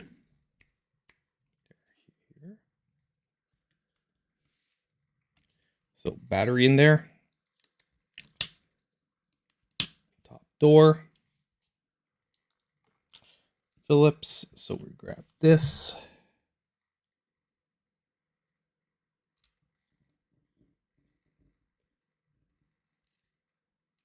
This is not the right Phillips. It's not long enough. I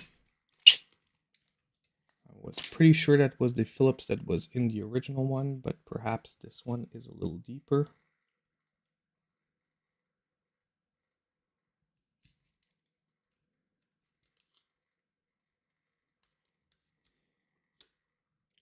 Let me see something. Where's the door?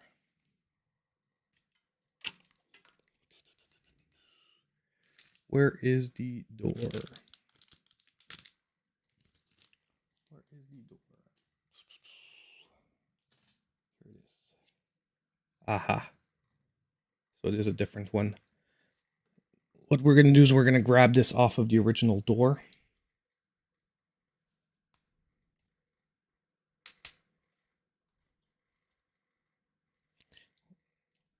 Man, the story of tonight is finding my tweezers. That is the other issue we had tonight, is like, where are my freaking tweezers? Every time I want them, cannot find them. Because once again, this would be a perfect job for that.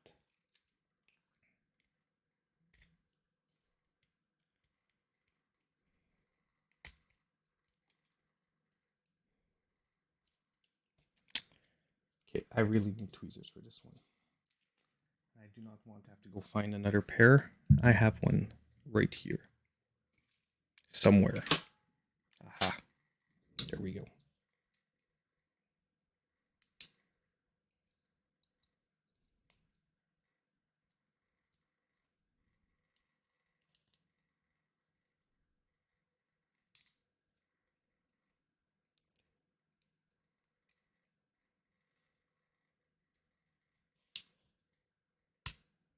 Wow, these are cheapo tweezers. They just broke. Oh, broke. They bent.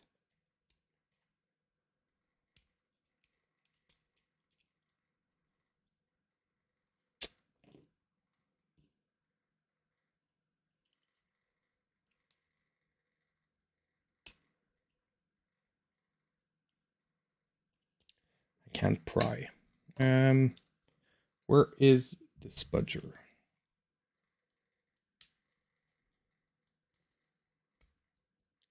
Come on, buddy. Yeah, now you want to go.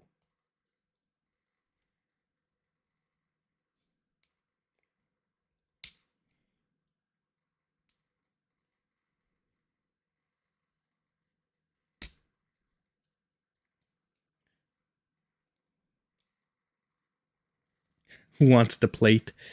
I'm not sure anyone wants your used plate, main, but you know, if you're free to pay for the shipping charges, who knows? Maybe someone will.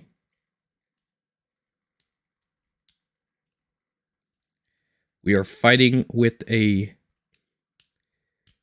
There we go. A vice. Red door. Here it is.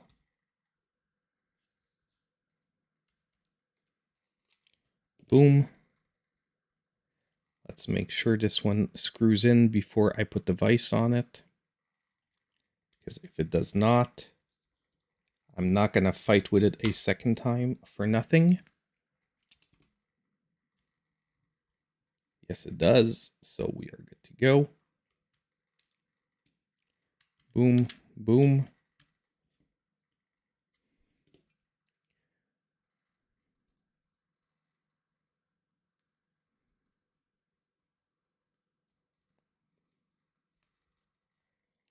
There we go.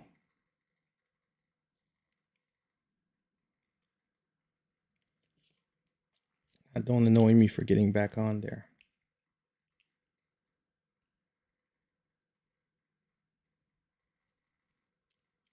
You gave me enough trouble not wanting to come off. You better get back on there.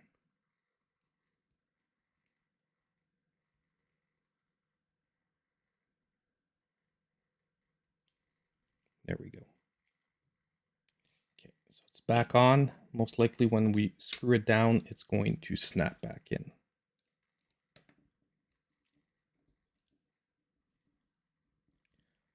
Boom. Okay.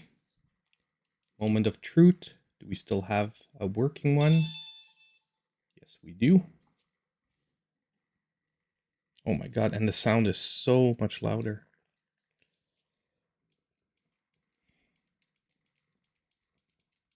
So this is normal because we basically got, we took the battery completely out. So we do have to redo the thing. So maybe I was wrong. Maybe we have to do the screen at the bottom thing after.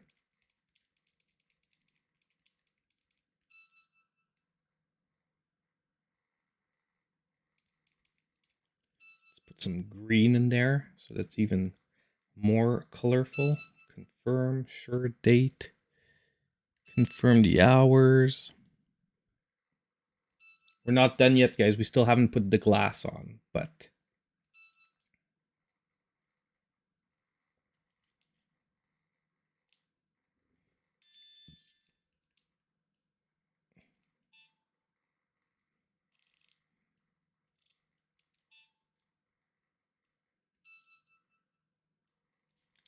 and just, you know, before we put the glass screen on and everything, let's give this the moment of glory.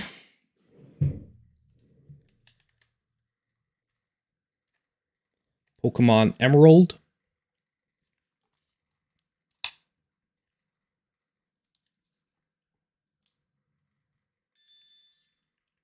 Oh, I have to do the.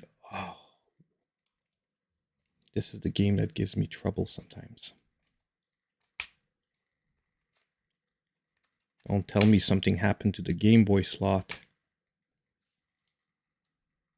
No! Man, this would be like the worst ending possible. But isn't this the one that gave us trouble last time as well? Isn't this the game that gave us trouble last time as well? Let me try something else. I think it was. I think when I tried Pokemon Emerald last time as well, it gave us an issue. Sword of Mana.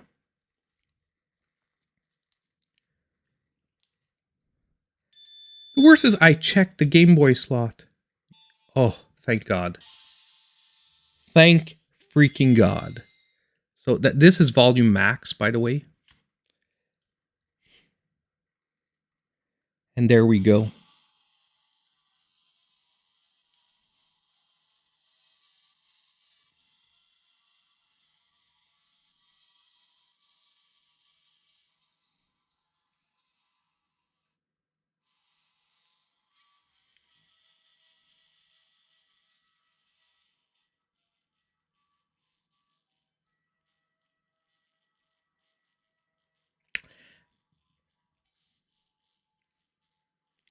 And we have it working, boys. Man, I am glad. I would have been so destroyed if like this thing didn't work.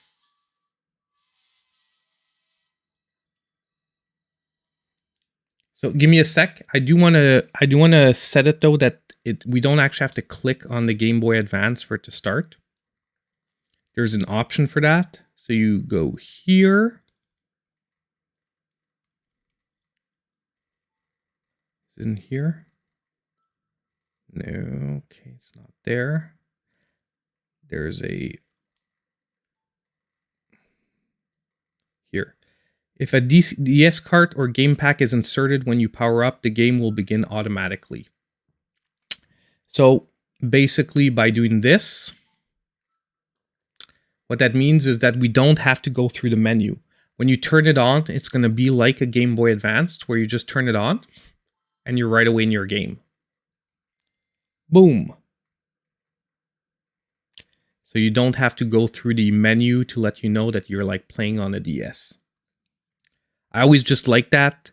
You still can get the menu. You just have to start it without a cart inserted. So this is done. Okay, so now we know it's good to go. There's one last thing, like I said, I want to test. I do want to make sure that I can still, that the L and R triggers are working properly.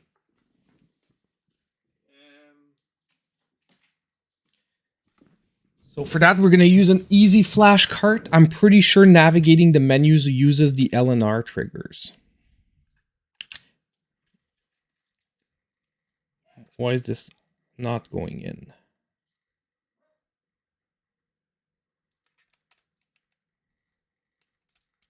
There we go. Okay. Now, basically, if you don't know what a easy flash is, it's like a flash cart that allows you to play ROMs on systems. So as you can see, L and R triggers are working because that's how you see the menus up there. Basically, we have to navigate with the L and R's triggers and they are working properly. Now the battery's almost out of juice. So we're going to wrap this up. But like I said, I still do want to get a more satisfying click out of them. So I am going to be working on that after, shaving down on the sides of the it a bit. Okay, because yeah, it's working, but the satisfying click that you get from those triggers is not there. So basically here on the side here, I'm going to shave down a bit on the inside with a little bit of sandpaper and whatnot. Now, all we have to do to seal the deal, we have to install our Game Boy macro screen at the front here.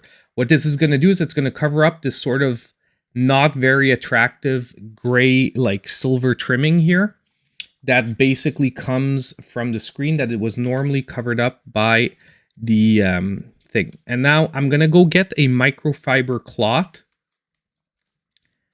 and a little bit of rubbing alcohol. Do I have a glass cleaning cloth down here? Because I don't want to open the door. I don't want the cat to run down. Of course, it doesn't matter as much because for her, the dangerous part is over. The heat part is over. But this is the microfiber, actually. Is it? Not sure. Let me see. I should have a ton of these.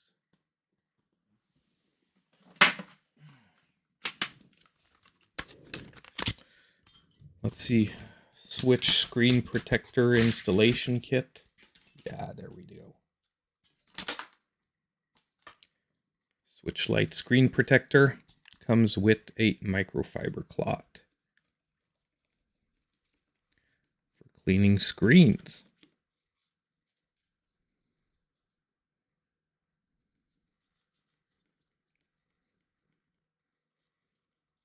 The only thing is I don't have isopropyl alcohol down here, and I sort of would like to give it a clean with that.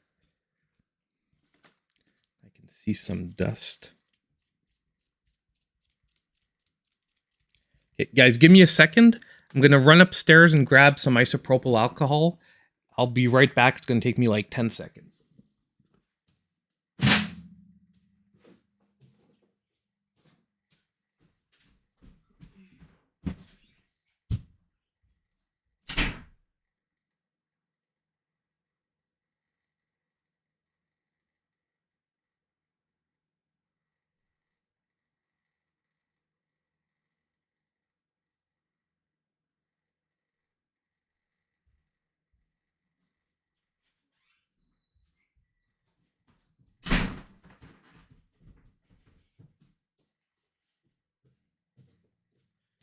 Okay, we are back.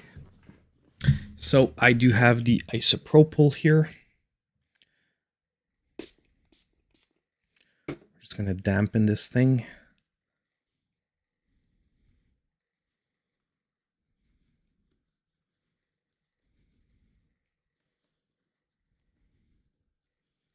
Give it a really nice wipe down.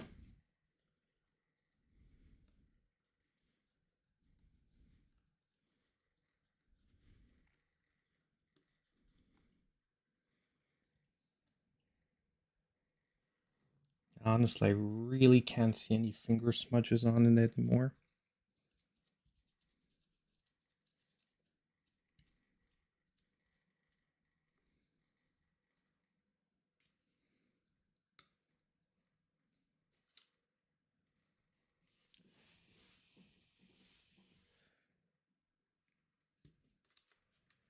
There is a little smudge here still.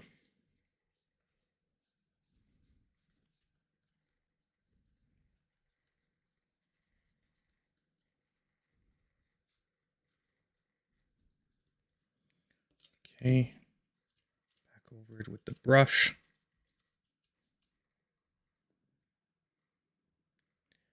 Really trying to look at the angles, but I don't see anything anymore. There we go. Okie doke. So for this 3M tape, center part, you want to take it all off. Both layers.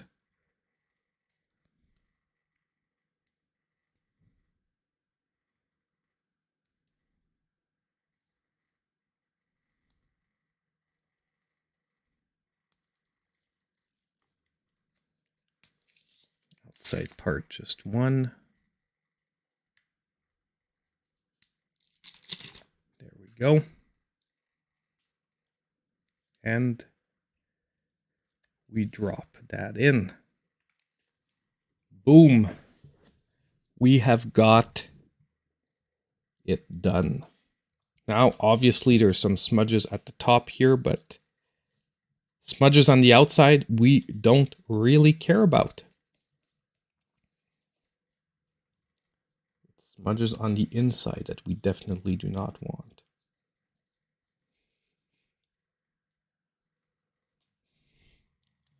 And there we go. We've got our Game Boy Macro Ultimate Edition. Sick.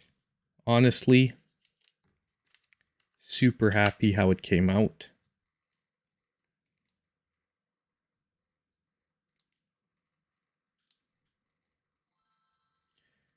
Honestly, yeah, definitely very happy. Like I said, the L&R trigger thing, easy fix. I'm going to do that myself off camera. Just a little bit here. I can see where it's like leaning in and it shouldn't. That's going to be like a 10-minute sandpaper job. But seriously, guys, very satisfied with the way it came out. The soldering is actually easier than trying to put the actual resistor in. Because that 330 ohm resistor, if you've never seen one, how small it is actually an annoying soldering job. I don't want to say it's hard, but it does take very good control to solder that in. And the cat got down, by the way. You probably heard her. So we are done, boys. We've got our Game Boy macro. Insane. And now we can put you can put these back in even if the screws aren't there, by the way. So we can put one there. I want to keep the black because I have some red ones that came with this. Where did I put the other black one? No, did I not? Did I lose the other black one? No, it's here. But I do want to keep sort of like, I find like the little touches of black here sort of add to it. You know what I mean? It makes it look cleaner than sort of red, red, red, and red.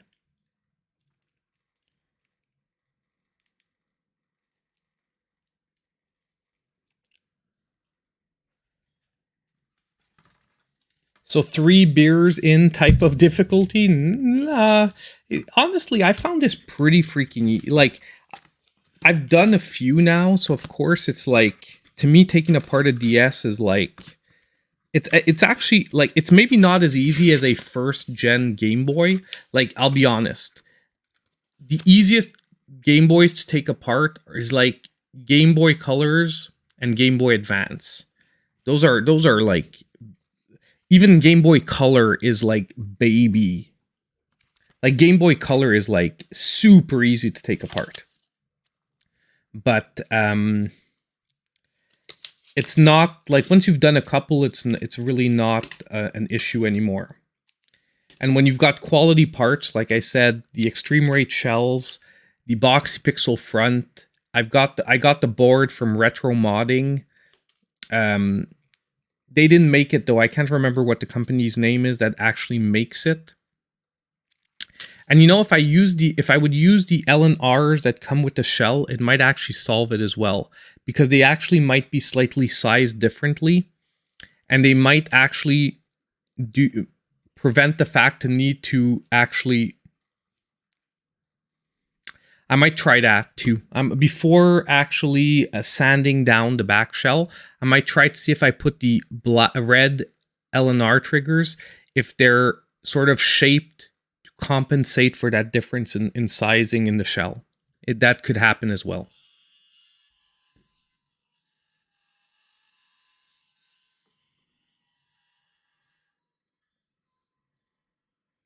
Yeah, so the sound is really goes a lot higher than before.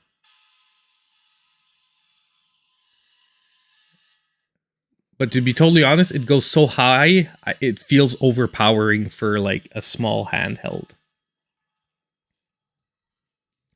But yeah, no, I'm happy with how it turned out, guys. I'm very happy with how it turned out. I'm going to turn this off because it did not have a lot of battery power left. Like I said, I'm going to have to do a major cleanup here of all this stuff. I'm already starting to like pick up parts. But I'm going to be keeping like everything that I didn't use, I'm going to be keeping like in my spare parts dish. Like you should see, I have like drawers full of like spare parts, like spare DS parts and Game Boy parts and whatnot, just in case I ever need them. Now, I am trying to also find a Game Boy Pocket because I talked about it. I almost bought one yesterday, but my offer on eBay was refused. I guess the guy doesn't want to sell it for $5 less. I offered him $10 less than he wanted. He said no. I went $5 less than he wanted. He said no again. I'm not going to give him the price he wants because the Game Boy has an issue, and I'm not going to pay like full price for a Game Boy that has an issue. I'm putting away some screws. So, what did you guys think about making the Game Boy macro? When are you going to mail that to me? I think I'm going to be keeping this one, unfortunately. Sorry about that. No giveaway on this one because I did not have one like this. Let me switch. I didn't have a Game Boy macro quite like this, and I wanted one for a while. When I saw that those front plates made of aluminum, which I would spend hours painting my old ones, I knew I wanted one. As you can see, it took us what? We started at 6:15, it's 8:11, so it took 2 hours, but that's with a lot of talking, you know what I mean? And I've maybe got like 20 minutes left to like figure how I can get those LNR triggers to get nice and clicky and satisfying to press. And, you know, it's, you know, for people that are worried, they're like, oh my God, if I run into that problem, what am I going to do if I'm not used to it? It's just, you know, I would say it's just common sense. Look where the button's sort of snagging, and that's what you've got to work on. So Topaz, yeah, cat butt, nice. But yeah, you look where the button's snagging, and you try to find a way to make it fit in better than it is. By the way, I really want to thank eXtremeRate for giving me the parts. It's not an officially sponsored video, but I am getting an affiliate link with them. It's not up yet, but if you guys are looking at picking up the shells I used, because it's a pretty nice shell with like a see-through back. Like, I like this. Lets you see the parts and everything. The buttons are actually way high quality. I really wasn't expecting them to feel this good. The buttons feel really good, which is why I'm sort of thinking of using the LNR triggers, because even though I sort of like that sort of black to red in the back, if using the red button sort of solves it, that could be my fix for that as well. So I'm gonna have an affiliate link up. So Chris M, if you want a Game Boy Pocket, I can send you one. I feel bad about you sending me a Game Boy Pocket. Maybe we can discuss me compensating you for the Game Boy Pocket, like just sort of a fair deal, you know, like maybe a good deal, but a fair one. Because I feel like, especially you're going to have to pay shipping and stuff, so I'd feel bad you just sending me a Game Boy Pocket. No, the gold front is from Boxy Pixel. I'll be putting the link down below, but I don't have an affiliation with them in the sense that I just bought it myself. The difference is eXtremeRate gave me the parts for their part of this mod. So, you know, I appreciate that, which is why I'm going to drop my affiliate link and whatnot. I'll still give you a link to the Boxy Pixel website and whatnot. I just don't have a direct affiliation with them. I just saw that they made the aluminum fronts. And I'll also link the board from Retro Modding. Retro Modding is actually here in Montreal. No affiliation directly with them either, but they make some pretty nice parts. They have some pretty nice availability. No one else that I could find quickly had the part, so they were the closest ones that had it. So I ordered it from them. It's a pretty cheap part too. It's about $10. The little board that we soldered to divert the sound and do the other mod. So pretty decent one as well. Other than that, I mean, we've got ourselves a new member of the family here at Maple Syrup Gaming. So yeah, so Chris, if you want to get in touch with me, I don't know if you're in the Discord, Chris. I think you are, but I'm not. Some people are, but they're in different names in the Discord. So either if you want to get in touch with me, just send about the Game Boy Pocket. Either send me a message on Discord. If you're not on the Discord, don't worry about it. Just send an email to the channel email. So maplesyrupgamingandtech@gmail.com. So literally the channel name all scrunched together into one word. So maplesyrupgamingandtech@gmail.com. And we can maybe set up some way that we can I can get the Game Boy Pocket, because if you're wanting to get rid of it, but just don't give me a Game Boy Pocket that you would have wanted to keep. Okay, I just want to be very clear. If you want to keep that Game Boy Pocket, I would rather you keep your Game Boy Pocket and I'll find one on the market. But if you wanted to get rid of it, I would gladly compensate you for it, and we will be doing a future mod on it. I want to do a sort of mod like my Game Boy, like my classic Game Boy here. I think I've showed it to you guys before. Doesn't have batteries right now, so I can't turn it on. but this is a classic first generation Game Boy, just with a chameleon shell. And I have the retro pixel screen in it. A retro pixel screen means that um, the Discord link is on the channel info page, and I updated the link to be a link that should never expire. So the link should be working now, because I know previously some people had some issues with it, but I got a link that should never expire, so now it should be working. I wish I had some batteries close by, but this takes 4. Because this has the retro pixel screen in it. I just want to show you guys what it turns out to be, because this is pretty much what I want to do with the Game Boy Pocket. Let me just see. I might have no batteries in that. This must have batteries. Yeah. We've got 2.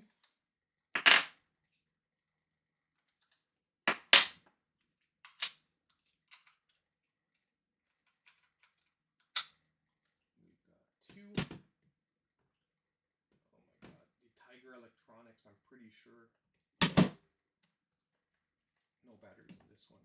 No batteries in that one. Does one of these have batteries in it? None in this. Bad dudes. Nope.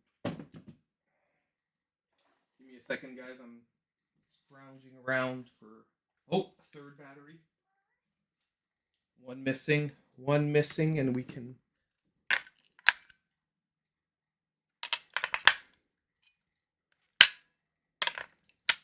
Too many things that uses batteries and never enough batteries. Where's my battery container?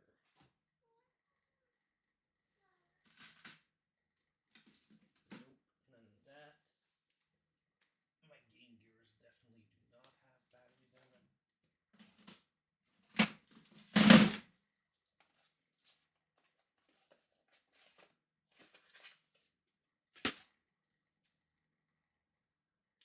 Give me a sec.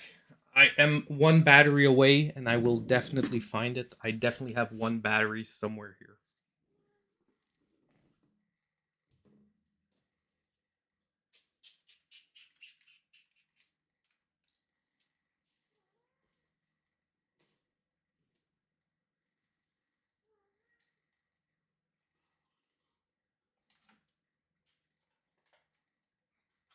Oh, nice. Nice. Found it. My other classic Game Boy that has the my Mega Man edition of classic Game Boy had batteries in it. I showed this to you guys the other time. Oh my god, my green screen filter's on. That's why it's a little. That's why the colors are a little weird. Boom. I'm like, why is my shirt? Why can't you see Link on my shirt? Okay, I showed you this one before, but this is like the old school backlit mod where it was like. But this is the top-notch mod for the classic Game Boy. So basically, this is a fully backlit screen. And it actually has, like, I don't know if you can see, multiple colors.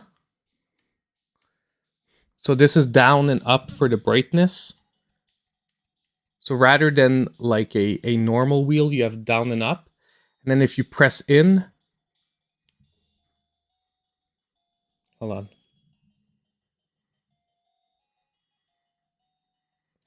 So, oh yeah, okay, there.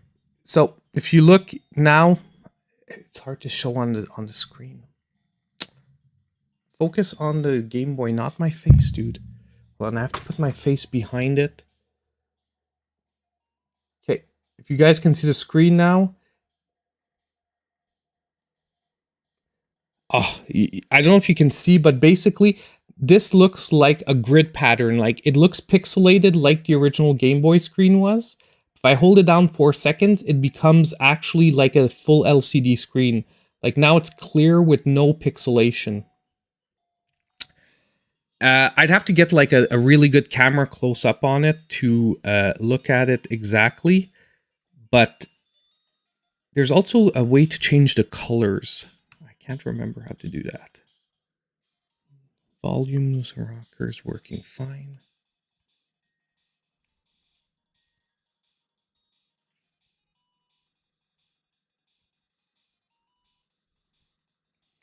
I thought it was a fast press to go. Okay, down is for brightness, up is brightness. But there's a way that normally it has like 15 different colors. Like you can have the screen in green, sort of that like fake Game Boy-ish color. But I'm like, wait, was it a combination of buttons? Let me remember. This freaking, hold on. Why don't I just Google it? I'm like Googling my own thing, but I haven't like played with it in like 6 months. Retro pixel screen.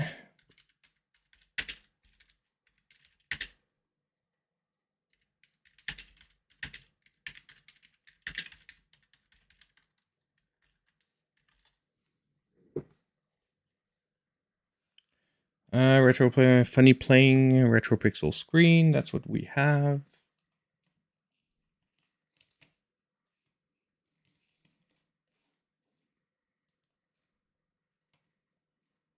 Give me a sec, guys. The worst is I have a video that shows me using it after I did the mod. Which I'm going to watch my own video on how to do it. Which is a little weird, but I haven't done it in a while.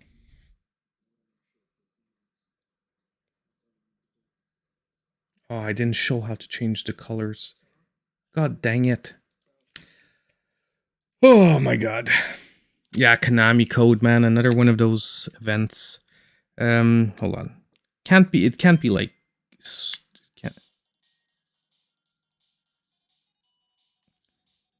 Can't be like...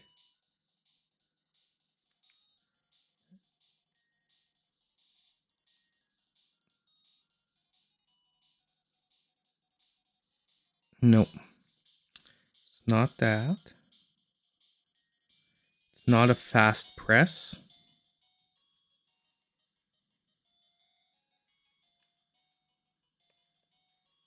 It's not a double press. It just changed colors, but I'm not sure what I did. Oh, there we go. Okay. It's upwards.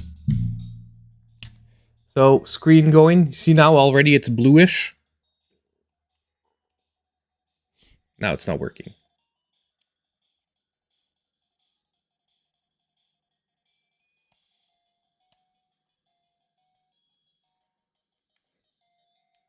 There. Now it's purple, red. So basically, you can have the screen in a bunch of different tints depending on what you prefer.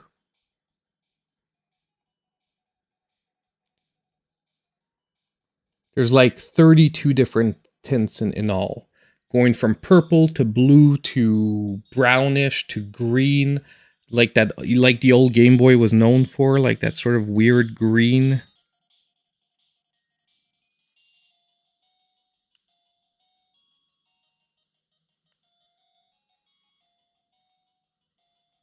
It's weird. I'm missing something, like it's working sometimes and it's not other times, but it's because I'm not doing something. I remember there's like a combination. I have to press like in, then up or something like that, and it's not. And I'm not pressing the right combination of stuff. Ah, I got it. It's a double press, then up. There we go. Now it's unlocked. That should be switching.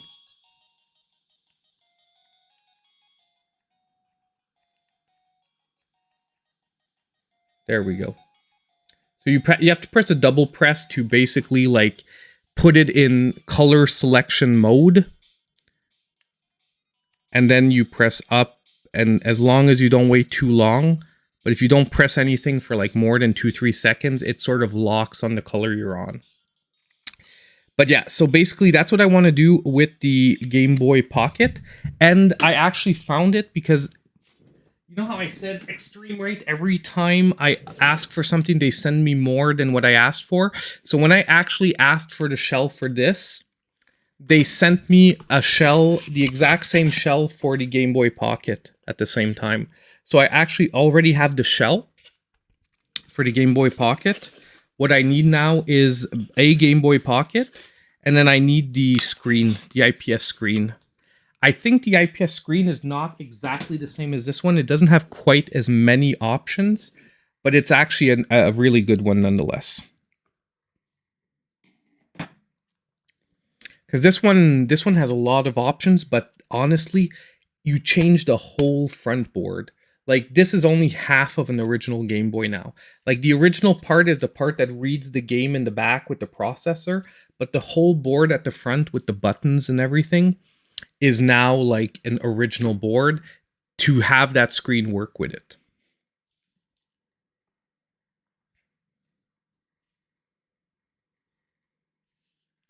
So, yes, sirree, guys, we are done our mod for tonight. Told you guys it was going to happen. I'm super happy that the timing turned out so perfect where I got this in today and I had time to stream tonight. Like, it couldn't work out more perfectly than that. So I am super happy about that. And I hope you guys enjoyed it. I do think we're going to end the stream here though, however, because I do want to start working on an eShop deals video for tomorrow. Because my wife made me feel guilty all day that we weren't going to see each other all evening, so I was not able to get it working on it. I love her, and I'm not complaining. I love my wife and everything, but I would have liked to do a little bit of eShop deals work, but I did none of it because I knew I was going to stream tonight. She was going to a show and everything. So thank you guys for everyone who showed up. Any questions, leave them in the comments down below. I will try to answer them as best as I can. If you are looking for the parts, like I said, the links, if they are not there yet, they will be there in the next couple of days, okay? Because I'll be honest, once I get off the stream tonight, I'm going to clean all this stuff up. I am going to and then I'm going to get working on the other video. So I am not going to like go through and find the links for all this stuff. And I should have my affiliation approved with eXtremeRate in the next couple of days, so I'll be throwing those in as well. So thank you for everyone who showed up. Thank you very much for the donation. It was very appreciated. And like I said, Chris, send me an email, reach out to me on Discord. We'll hook up if you really want to get rid of that Game Boy Pocket. If not, don't feel bad at all. If you want to keep it, do not feel bad at all. All you have to do, I'll find another one. It is not an issue. It just fell through for this one, but I'm pretty sure I'm going to find someone who wants to sell one for an okay price. So thank you guys so much. And as usual, I hope I'll see all of you in my next video.